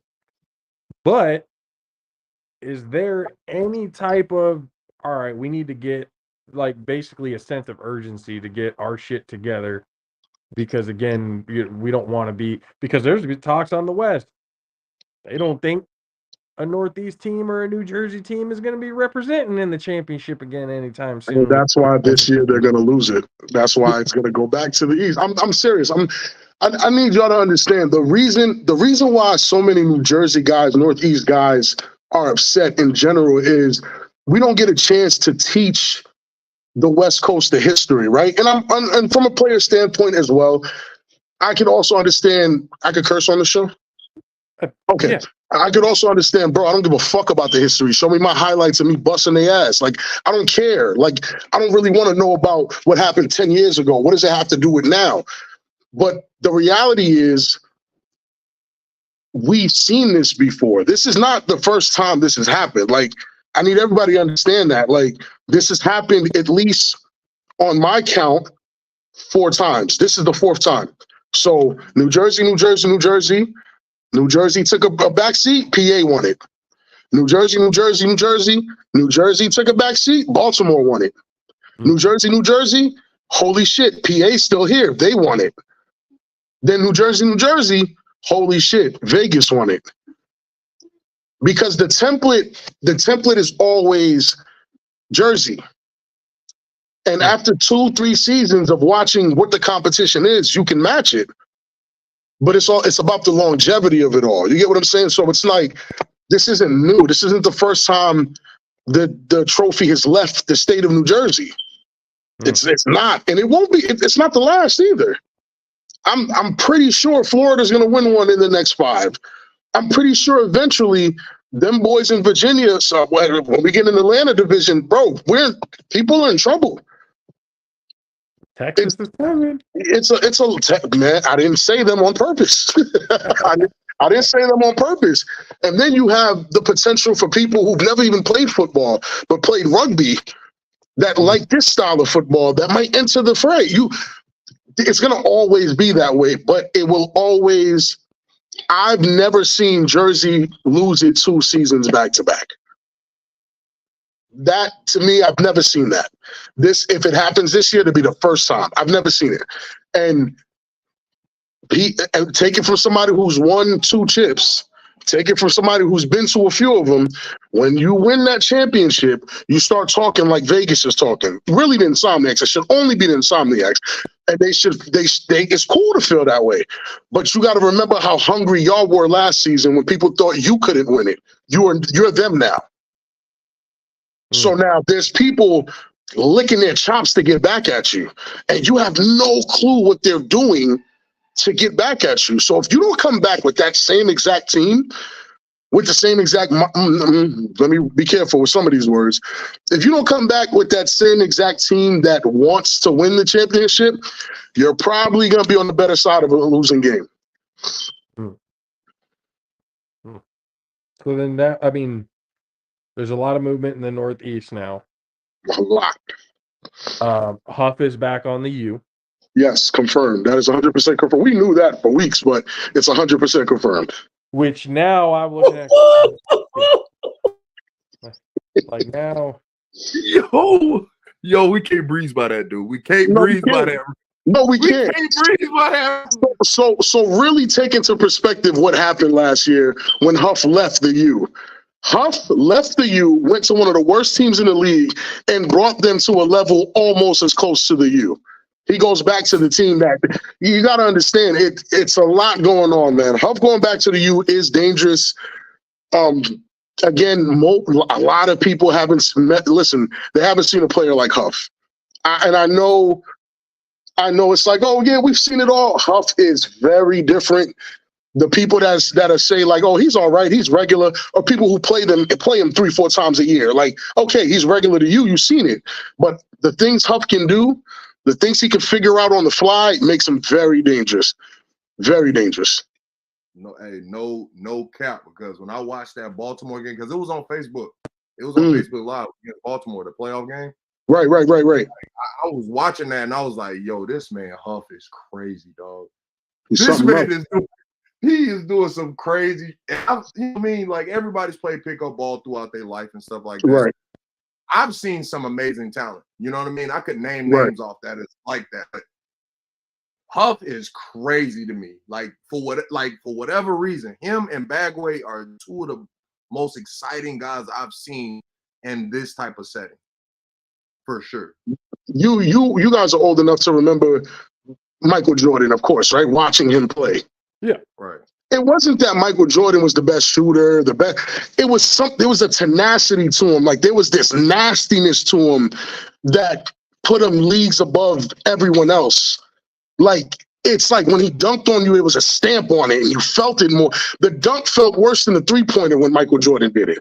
So Huff, to me, when I see Huff, I'm not saying, oh, he's Michael Jordan like GOAT, but there's something very different about Huff that's Jordan-esque, in my opinion. You feel me? And I told him that to his face. I'm like, bro, you're really like the bad guy. Like you're the villain of this shit, and you're okay with that. And you're the villain that everyone's rooting for. It's insane. Like you want to hear Huff trash talk because listen, I was on a team with the guy for a good amount of time. I won a championship with the guy. I understand how he thinks. I understand how he works. He's probably, I'm not gonna lie, he's probably top 2 of the best quarterbacks I've ever had the opportunity to block for, if I'm being honest. Huff's really like that. And you have to play with him and against him to see it. And now back on the U. Right.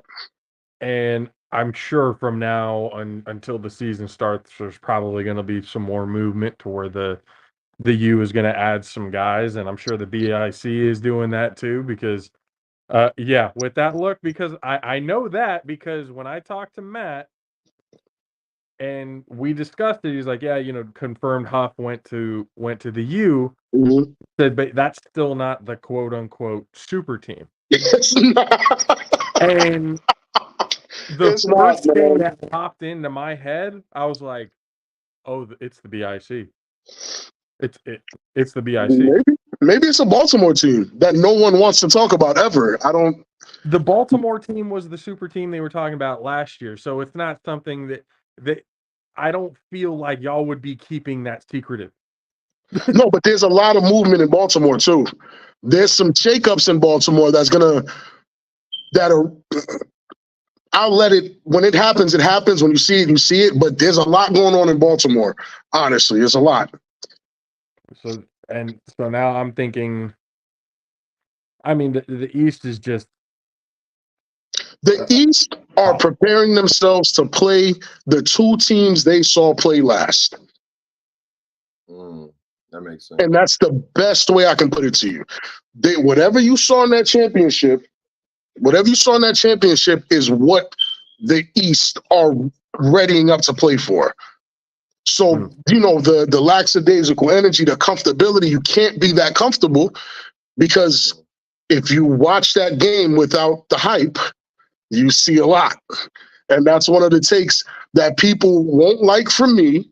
But after the hype is died down, after I get on my flight and come back to Jersey and calm down after a couple months, rewatch the game, there's a lot I saw after the game that in the moment you can't pay attention to. It's too much excitement. It's too much energy. It's too much high action. It's too high octane. The crowd was in it. We were excited. We were screaming. Matt was going crazy. It was one of the best games I've ever watched live. But the analyst in me, you start breaking some shit down, and it's like, there was a lot of dangers in that game.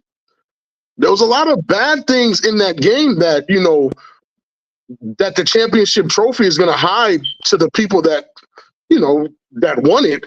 But there's people analyzing you guys, bro. Like, it's not sweet. These guys have been breaking down film of A7 people for years, and when they broke down that film, they didn't see anything. And that says a lot. And I know it sounds crazy because the 2 teams that made it, they're 2 of the newer teams in the league. Well, it was also something, at least for me, that I looked at going with, especially for the Nightcrawlers. And I know, and because again, I know this because we've had the conversation with them. Right. It is not the Insomniac's fault nor problem that the Nightcrawlers couldn't field more than 1,000%. 1,000%. But to deny that as a fact, as oh, that wasn't one of the factors of why the game went down the way it did. And How did the game go down? well, I mean, it probably wouldn't have been as close. I honestly, because the way Florida was playing, You think the game was close? I mean, obviously towards the end. When's the last time you watched it? But then going back, I'm looking at it going, Florida was, Tampa was working these guys. But then there was a point in time where you can see certain fatigue was starting to set in. Mhm. Game plan, with the Insomniacs running RTC, to continue to keep knocking those guys, that takes a factor. And then obviously with Q coming in with those two, big time interceptions that put them in a position to score in good field position and everything. Those are obviously the two factors in the game that puts everything over. But So RTC when you minus out those two situations, why do y'all think Tampa it's two situations? No, I think it's more. Personally, I think it's more. You forgot about the last interception of the game that ended the game because Florida was going down to put the score up. You remember at the end of the game, the DB with the Wicks, he picked the ball for Vegas because Florida was coming down to score. Oh, you mean the MVP of the league, the best player this league has ever seen, but no one talks about because he didn't win? You talking about Logo Davis? Yeah. Oh, okay. Yeah, him, that guy. Yeah, he just scored 5 touchdowns in the championship. Nothing crazy. Yeah. Nothing crazy. I'm telling you, if that last interception doesn't happen, like Vegas be getting told a whole different story because they really almost lost that game. Even with all that stuff that happened, all the stuff you mentioned, they still almost lost that game. And that's where the arrogance and me. All right, let me explain to you the type of person I am, right? Let's say I have two opposing parties. This guy doesn't like this guy, right? When I talk, hey, Harmon Snow, when I talk to this guy, I'm not talking to this guy about this guy. I'm talking to this guy about himself and what's wrong with him and what he needs to fix about him. Then when I talk to this guy, I'm not talking to him about this guy. I'm talking to him about himself and the shit he needs to fix. So both of them are gonna come out of the conversation with me and be like, bro, he biased as hell. He never he always telling me what I gotta do and da-da-da-da, but he never telling me about the other dude. It's not my job to tell you about the other people. When I'm talking to them, I'm talking to them. I gave K-Wack an earful talking about BIC, but who's the biggest BIC fan last year? That was me. So when I'm about to address the Insomniacs here, if you think I'm about to just give praise and all hail this, no. The flaws have to be mentioned so you know that they're there.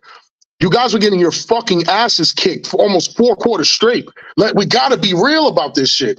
The first half went exactly the way I told y'all it would go. If not for those RTC, you guys are saying RTC. Guys, the narrative before that first half, before the half, was RTC was getting his shit pushed. We're forgetting, his yards were bad. Everything was bad. So when I noticed the switch and they're like, oh, we're going to give him MVP, I'm like, bro, he played a half of football. And without those 2 interceptions, which is the real reason why they got back in the game, because Florida scored on every possession in the first half. Every single possession. Second half comes, they're driving, they're 30 yards in, interception brings the Insomniacs back. And the Insomniacs are still down. Everybody's cheering and going crazy because they have some fight, but they're still down. They drove again. I think it was a score. But then the next time Florida drives, another interception the same way. I think it was back-to-back. I don't even think there was a score in between. It was back-to-back. Yeah, it was back-to-back. Bro, it was back-to-back. And we got to watch the film. It's not like he made some crazy read and that he was getting blocked and then stayed in a position. And Bagway, the second time, did some dumb shit. The first time, it wasn't even Bagway. Somebody tried to pitch it back to no one.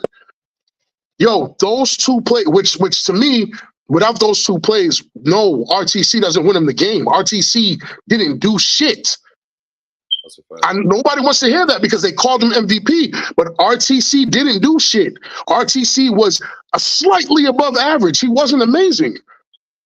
It just looks good to see the Warrior running and pulling a hamstring to get the touchdown that put him up or that got him close. It looks good. It feels good. It's a great story. But the reality of it is RTC didn't win him that game. If not for those interceptions, if not for that offensive line play, which is why I get so offended when it's just brung to RTC, I wouldn't even be as offended if you guys gave it to RTC and Scooter and the receiving core. You know why? Because if you did that, that tells me everybody understands the offensive line is the reason why they won. The offensive line never broke down. That's why they won. Wow, yes, it's not their fault that Florida couldn't field the team. Bagway was playing two ways. Logo was playing two. A lot of those players were playing both ways. And that's great when you're up 4 or 5 touchdowns or whatever, but in a 4-quarter game, when shit happens, and then you have RTC also punching you, you feel me? It's a, you know what I'm saying? That's where the RTC stuff comes in for me. RTC was punching them in the mouth, but they were already beat up. Did you see what Oos was doing to them? Did you see what Kenny Mack was doing to them in the tight end? These guys were manhandling that line. Henderson disappeared. Henderson disappeared. Why? Because he was getting fucking manhandled. Scooter looked like one of the best quarterbacks you've ever seen in life. You know why he had so much fucking time? What do you do with all that time? Throw bombs to receivers that are going to go get those motherfuckers, right? And even with all that, they won at the final seconds of the game, fellas. They didn't win. They didn't win a single fucking quarter. They didn't win a quarter. And to sit here, it doesn't take away from, I'm stating facts, but nobody wants to hear those facts when I'm talking about the champs. I understand that. I was there. We were losing in half too. I was there. I did that. I did it too. I understand. Nobody wants to talk about that. But the fact of the matter is, the Insomniacs, because of their offensive line play that never broke down, they were able to, push through. These are all facts I'm stating. It's not hate. This isn't any of that. And I hate talking about RTC like he's not good because he's fucking phenomenal. But in that game, I did expect more. And I just didn't see it was being that. It was him that brought them over the hump. I thought it was the offensive line that did that. But again, we're the unsung heroes. It's my job as a former lineman to point that shit out. So I will. But without that offensive line holding steady like they did, Scooter's not throwing 90, 60-yard bombs, 90-yard touchdowns. You know what I'm saying? Shit like that really happened. And then you take away from the fact that, yes, okay, I'm sorry, it's not our problems that the Nightcrawlers were understaffed. That's their problem, 100%. This shit don't got nothing to do with Derek.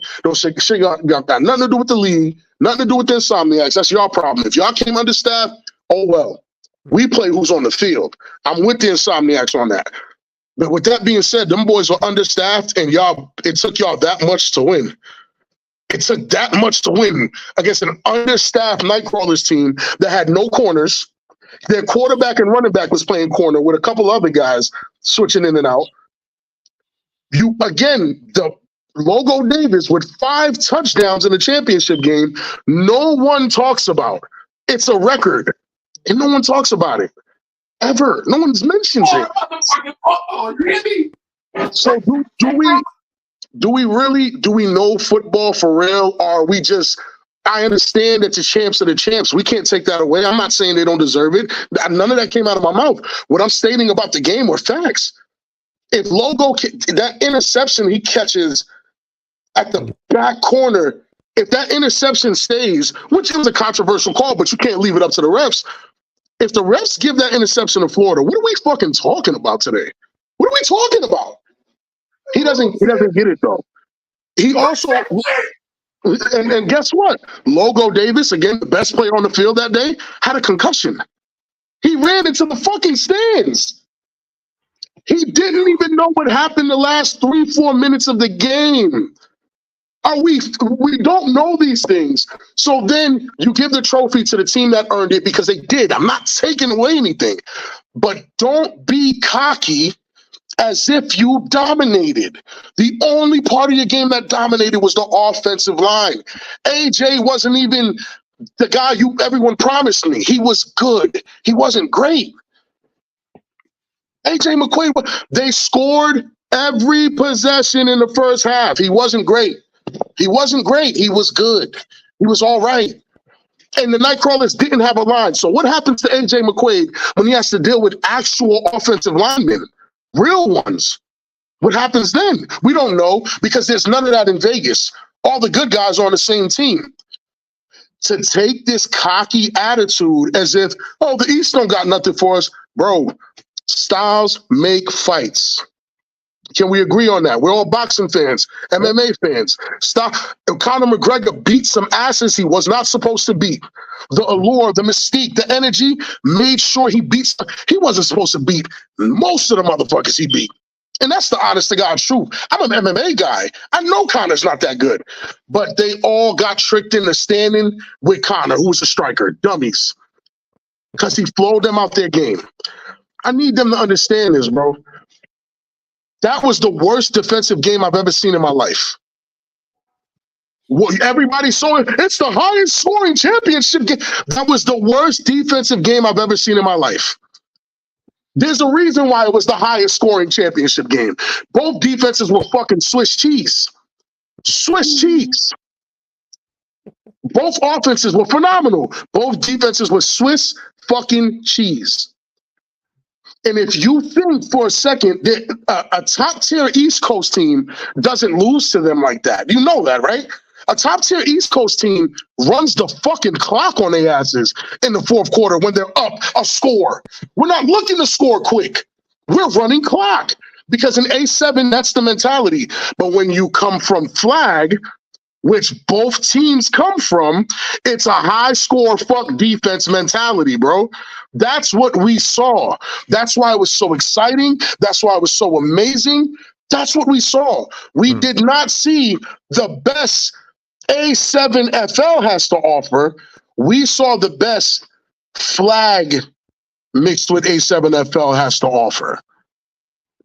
And that's what the standard is. So now everyone's looking for high-powered offense. But the smart teams are also stacking their defense with guys that can guard, that can get past Kenny Mack, which I don't think they can. I think he's the best, honestly. Guys that can block AJ McQuaid, which is going to be tough because he's still good. Guys that can get there to put hands on Scooter. They still haven't faced a defense that rushes for studs and leaving Scooter on the island to go against a guy who runs a sub 4.4. We don't have any of that. We don't have that.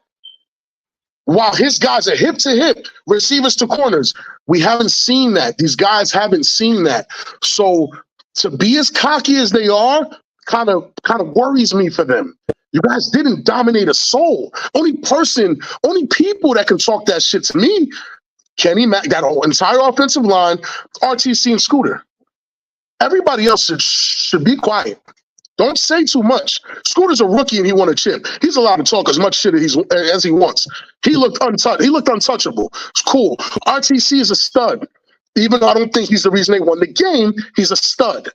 That offensive line, chef's kiss. But anybody else that's kind of talking slick, oh yeah, the East Coast don't got this, the East Coast. Bro, chill. Chill. You're going to end up on ESPN. I'm just saying. They gotta chill. Y'all waking up monsters, bro. Like y'all wait. You think the East Coast is not tired of me talking to them crazy? I tell Kenny Stansberry every day, you fucking suck, bro. You lost the shit. You suck. BIC is ass. They're terrible. You guys suck. They're using that as fuel and saying things like, "Oh, the East don't got it for us." You know, bro. It's not safe. It's not a safe bet. So then, what needs to hold on, Josh? Ask one. Can you indulge me in this scenario for a second? Let me make sure I say all of that. So hypothetically, say DRC gets mad that he wasn't able to go to the game because he had a situation. He watched his team lose. Say he comes back and y'all in the same situation for year 10. You playing a fully staffed floor team. do those guys think they can compete with a former NFL All-Pro cornerback? Like, are they talking like if DRC was there, they still would have won? I'll give you one better than that. I love that one. You just made me think of even one better. You play that same game 10 Sundays in a row. How many times did Insomniacs win that game? 10 Sundays straight. Please. Just be real with yourselves. How many times did Insomniacs win that game? Do you think they get the Boonak blessing 2-3 games in a row? They got it 2 plays in a row, but does the Boonak blessing happen more than 1 game, 2 games, maybe? Yeah. What did they show you that they can slow down those guys? What did they show? Outside of that offensive line, making Scooter look like a god and having RTC running everybody the fuck over, what did y'all see? What did we really see, fellas? And I know I'm making everybody think, and it's like, they're like, yo, he has to be hating. Yeah, they're like, yo, he has to be hating. No, bro, I'm just an honest guy, bro. It's the Boonak blessing, bro, and we're going to call it that. That's the Boonak blessing game. 2 turnovers against a team that at that point, they scored in almost every quarter they played in, right? They were unstoppable. They weren't stopped. They were never stopped. They scored on every possession for 3-4 games straight until the Boonak blessing. And let's just call it what it is. That doesn't change the fact that the Insomniacs won it. That doesn't change the fact that Scooter is a rookie quarterback that won a chip. That doesn't change the fact that RTC is an MVP. But none of that changes the fact that Logo Davis scored 5 touchdowns. None of that changes the fact that y'all were losing up until damn near 30 seconds left in the game. These are all facts. So you can't be cocky. You got to get back in the lab and work. You know what I'm saying? Right. So, based off of what I'm reading in the comments, my assumption is that Vegas were missing some guys as well. Who were they missing that would have made that much of a difference? They were home, guys. They were home. They were home. For them, the guys that they were missing, I don't think, or especially on the Insomniacs, one, they definitely had the numbers to back up whoever it was that they were missing. But with who was playing, and they can get mad at me all they want to, all the best guys on the Insomniacs were playing. Thank you. Trey Robinson. Whether they were missing anybody or not, if they were missing somebody, it was a bench player. They didn't use Trey Robinson. The wide receivers were going crazy. Yo, their offense was amazing. What can we say about those? Who the fuck were y'all missing? That your offense was amazing. They were amazing. So then now I'm at a point where I wanted to ask you this: what does the West have to do? And I think the answer is a little obvious, but that's going to be a little bit of time away. But what does the West have to do to be able to garner the full respect of the guys in the East? Insomniacs need to be one of the big 3. I don't know who the 3rd team is going to be. I'm not here telling that. I don't know who that is. But Insomniacs have to beat BIC. Insomniacs beat BIC. I'll never say another motherfucking word about the Insomniacs. They beat the U, which is possible because the U is a little bit in like a rebuilding phase, but they're very crafty. They're older guys, but they're crafty. They know the game. I said it on our show. I think the Insomniacs, I don't think the Insomniacs come to the East and go undefeated. I think they lose 1 or 2 games. They're not bums. Like, we got to remember what I'm saying. I'm telling you, against top tier competition, you guys are not bums. You guys are far from bums. I think you're upper echelon. You guys are champs. I don't have to think you're upper echelon. You are. You're the champs. Fuck the. You see the narratives I'm skipping, right? I'm skipping. Oh, the road was easier. I'm not saying any of that shit because it's irrelevant. I've seen them live. I've seen them in person. They can compete. This is not what I'm not saying they can't. What I'm saying is the attitude is wrong. I won a chip. then thought, oh yeah, everybody's gonna lay down next year. I'm Big Rob, and caught myself huffing and puffing against a team, first game of the season, that barely broke 500 the year before. And they weren't even better. We were just worse because we're not chasing anymore. We're the Kings now. Everybody's coming after. So everybody's giving us their chip game because we're the champs. Do the Insomniacs have to worry about that? Maybe not, because all the competition is on one team. Stick with it, just can't get it done. It's kind of embarrassing, but iron has to sharpen iron. And if you're playing against Play-Doh for an entire season, when you run into monsters, you get a scenario. I'll put it to you like this. If the Insomniacs have better competition in Vegas, they beat the Nightcrawlers last year without it looking that way.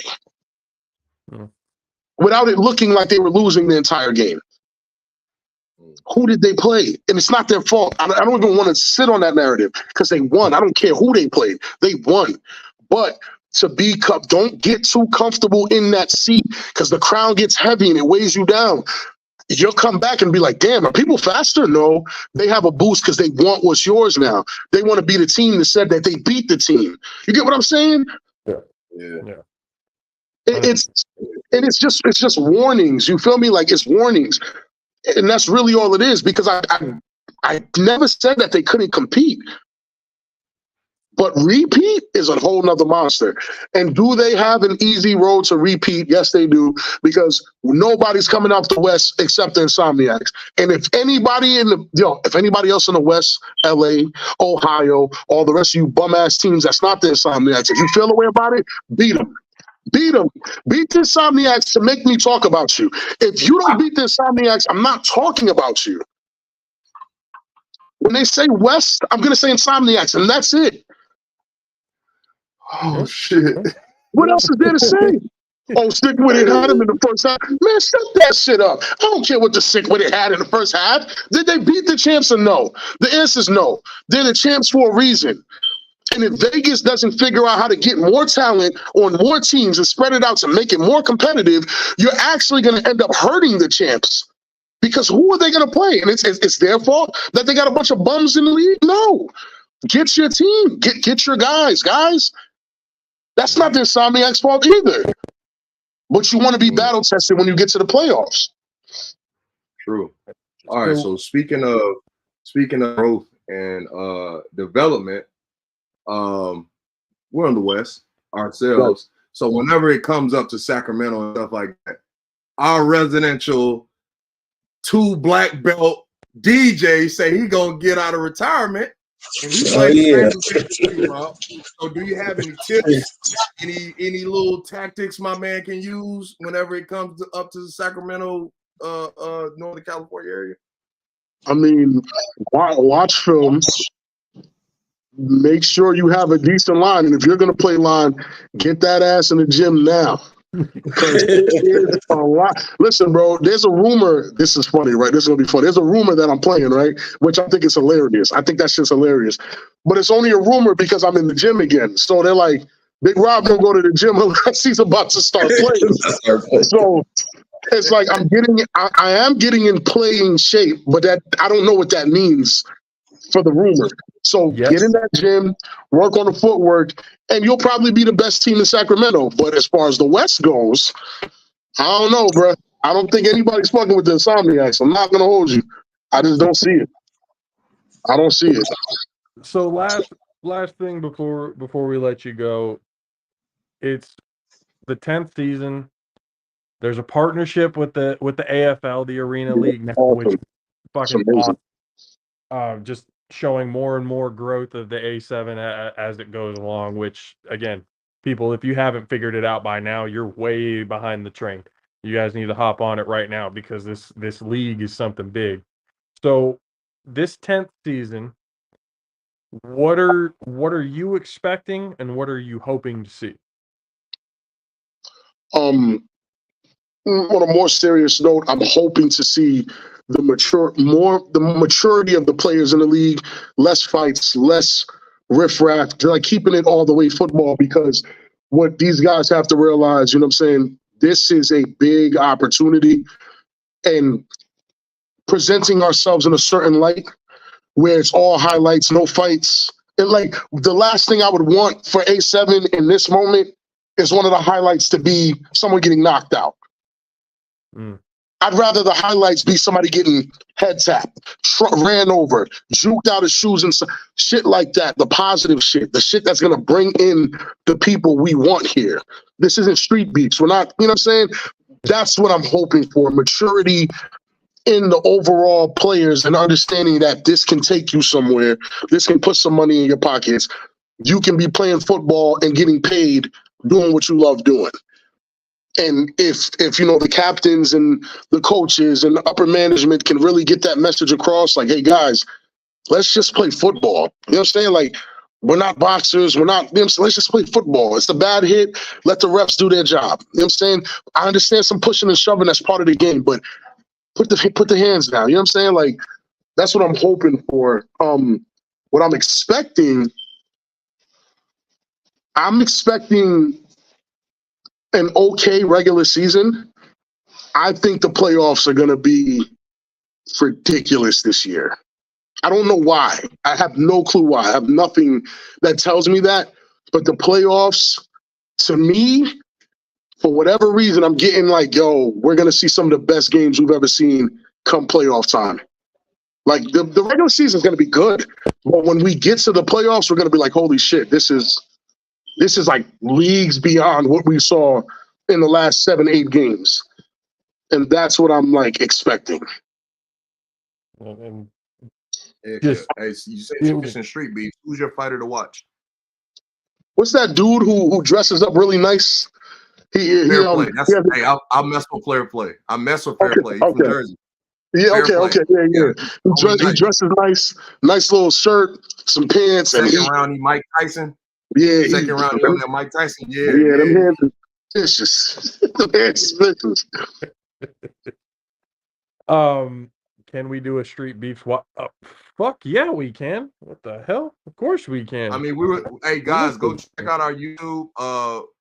Plug that, Josh. I might say it wrong. I always mess up your name the first time.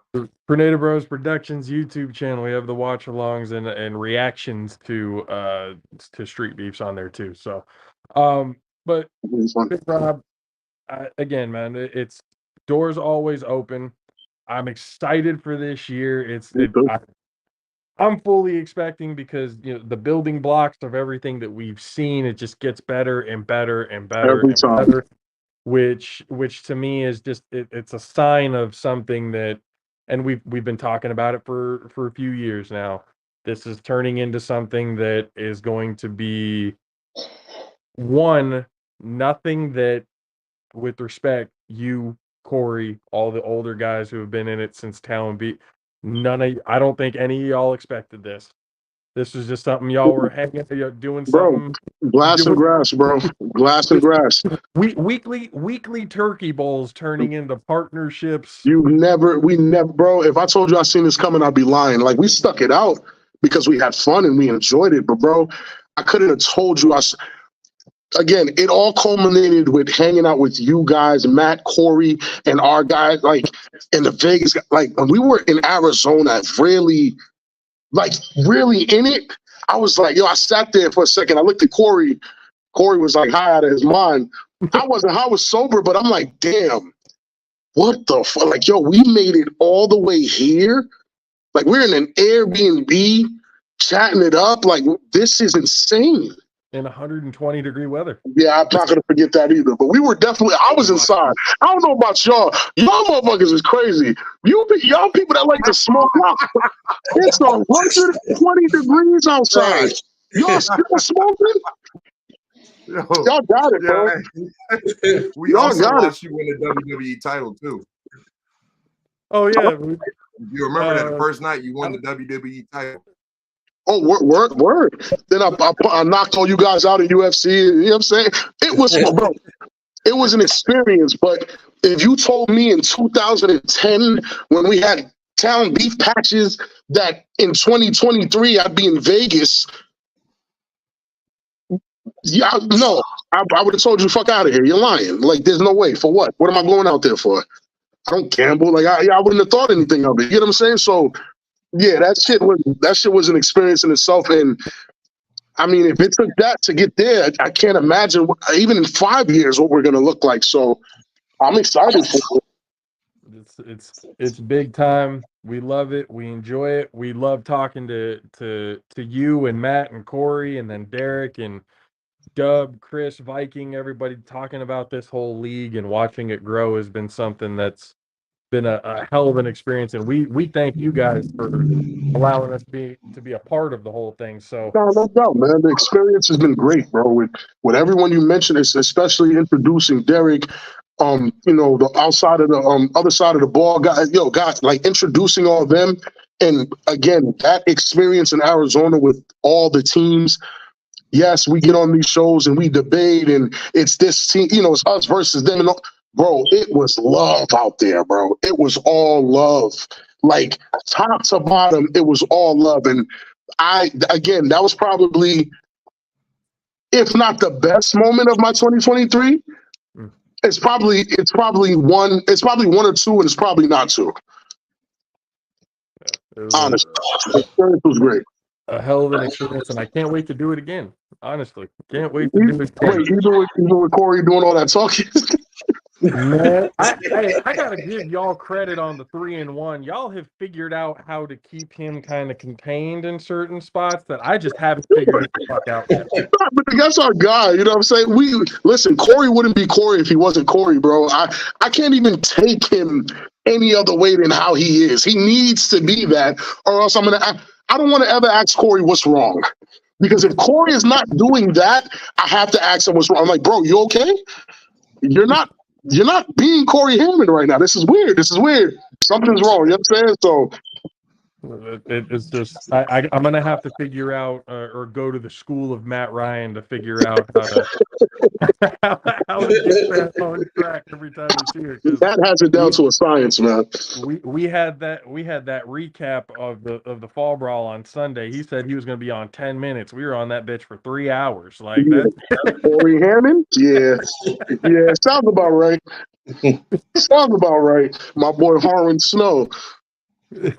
But, ladies and gentlemen of the Jaffa Army, once again.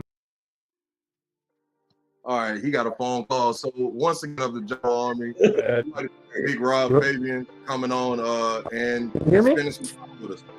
Okay. Yeah, come on in, finish it out, boss. There you go. Yeah, my whole shit again. But ladies and gentlemen, again, thank you for hanging out with us on this Tuesday morning. Big Rob for joining us. We appreciate the A7FL. Thank you guys for hanging out with us. We'll see you guys again on Friday. Follow us everywhere. Don't forget to subscribe and like the YouTube channel for Native Rose Productions. Go hit the follow. Go hit the subscribe. Hit the notification bell to let you know every time we go live. And we'll see you guys again Friday night. For Big Rob, for the 610 Beast from the Southeast. Happened again. We'll see. And great DJ on the planet, Mr. DJ Matt Sticks. We'll see you guys later. Deuces.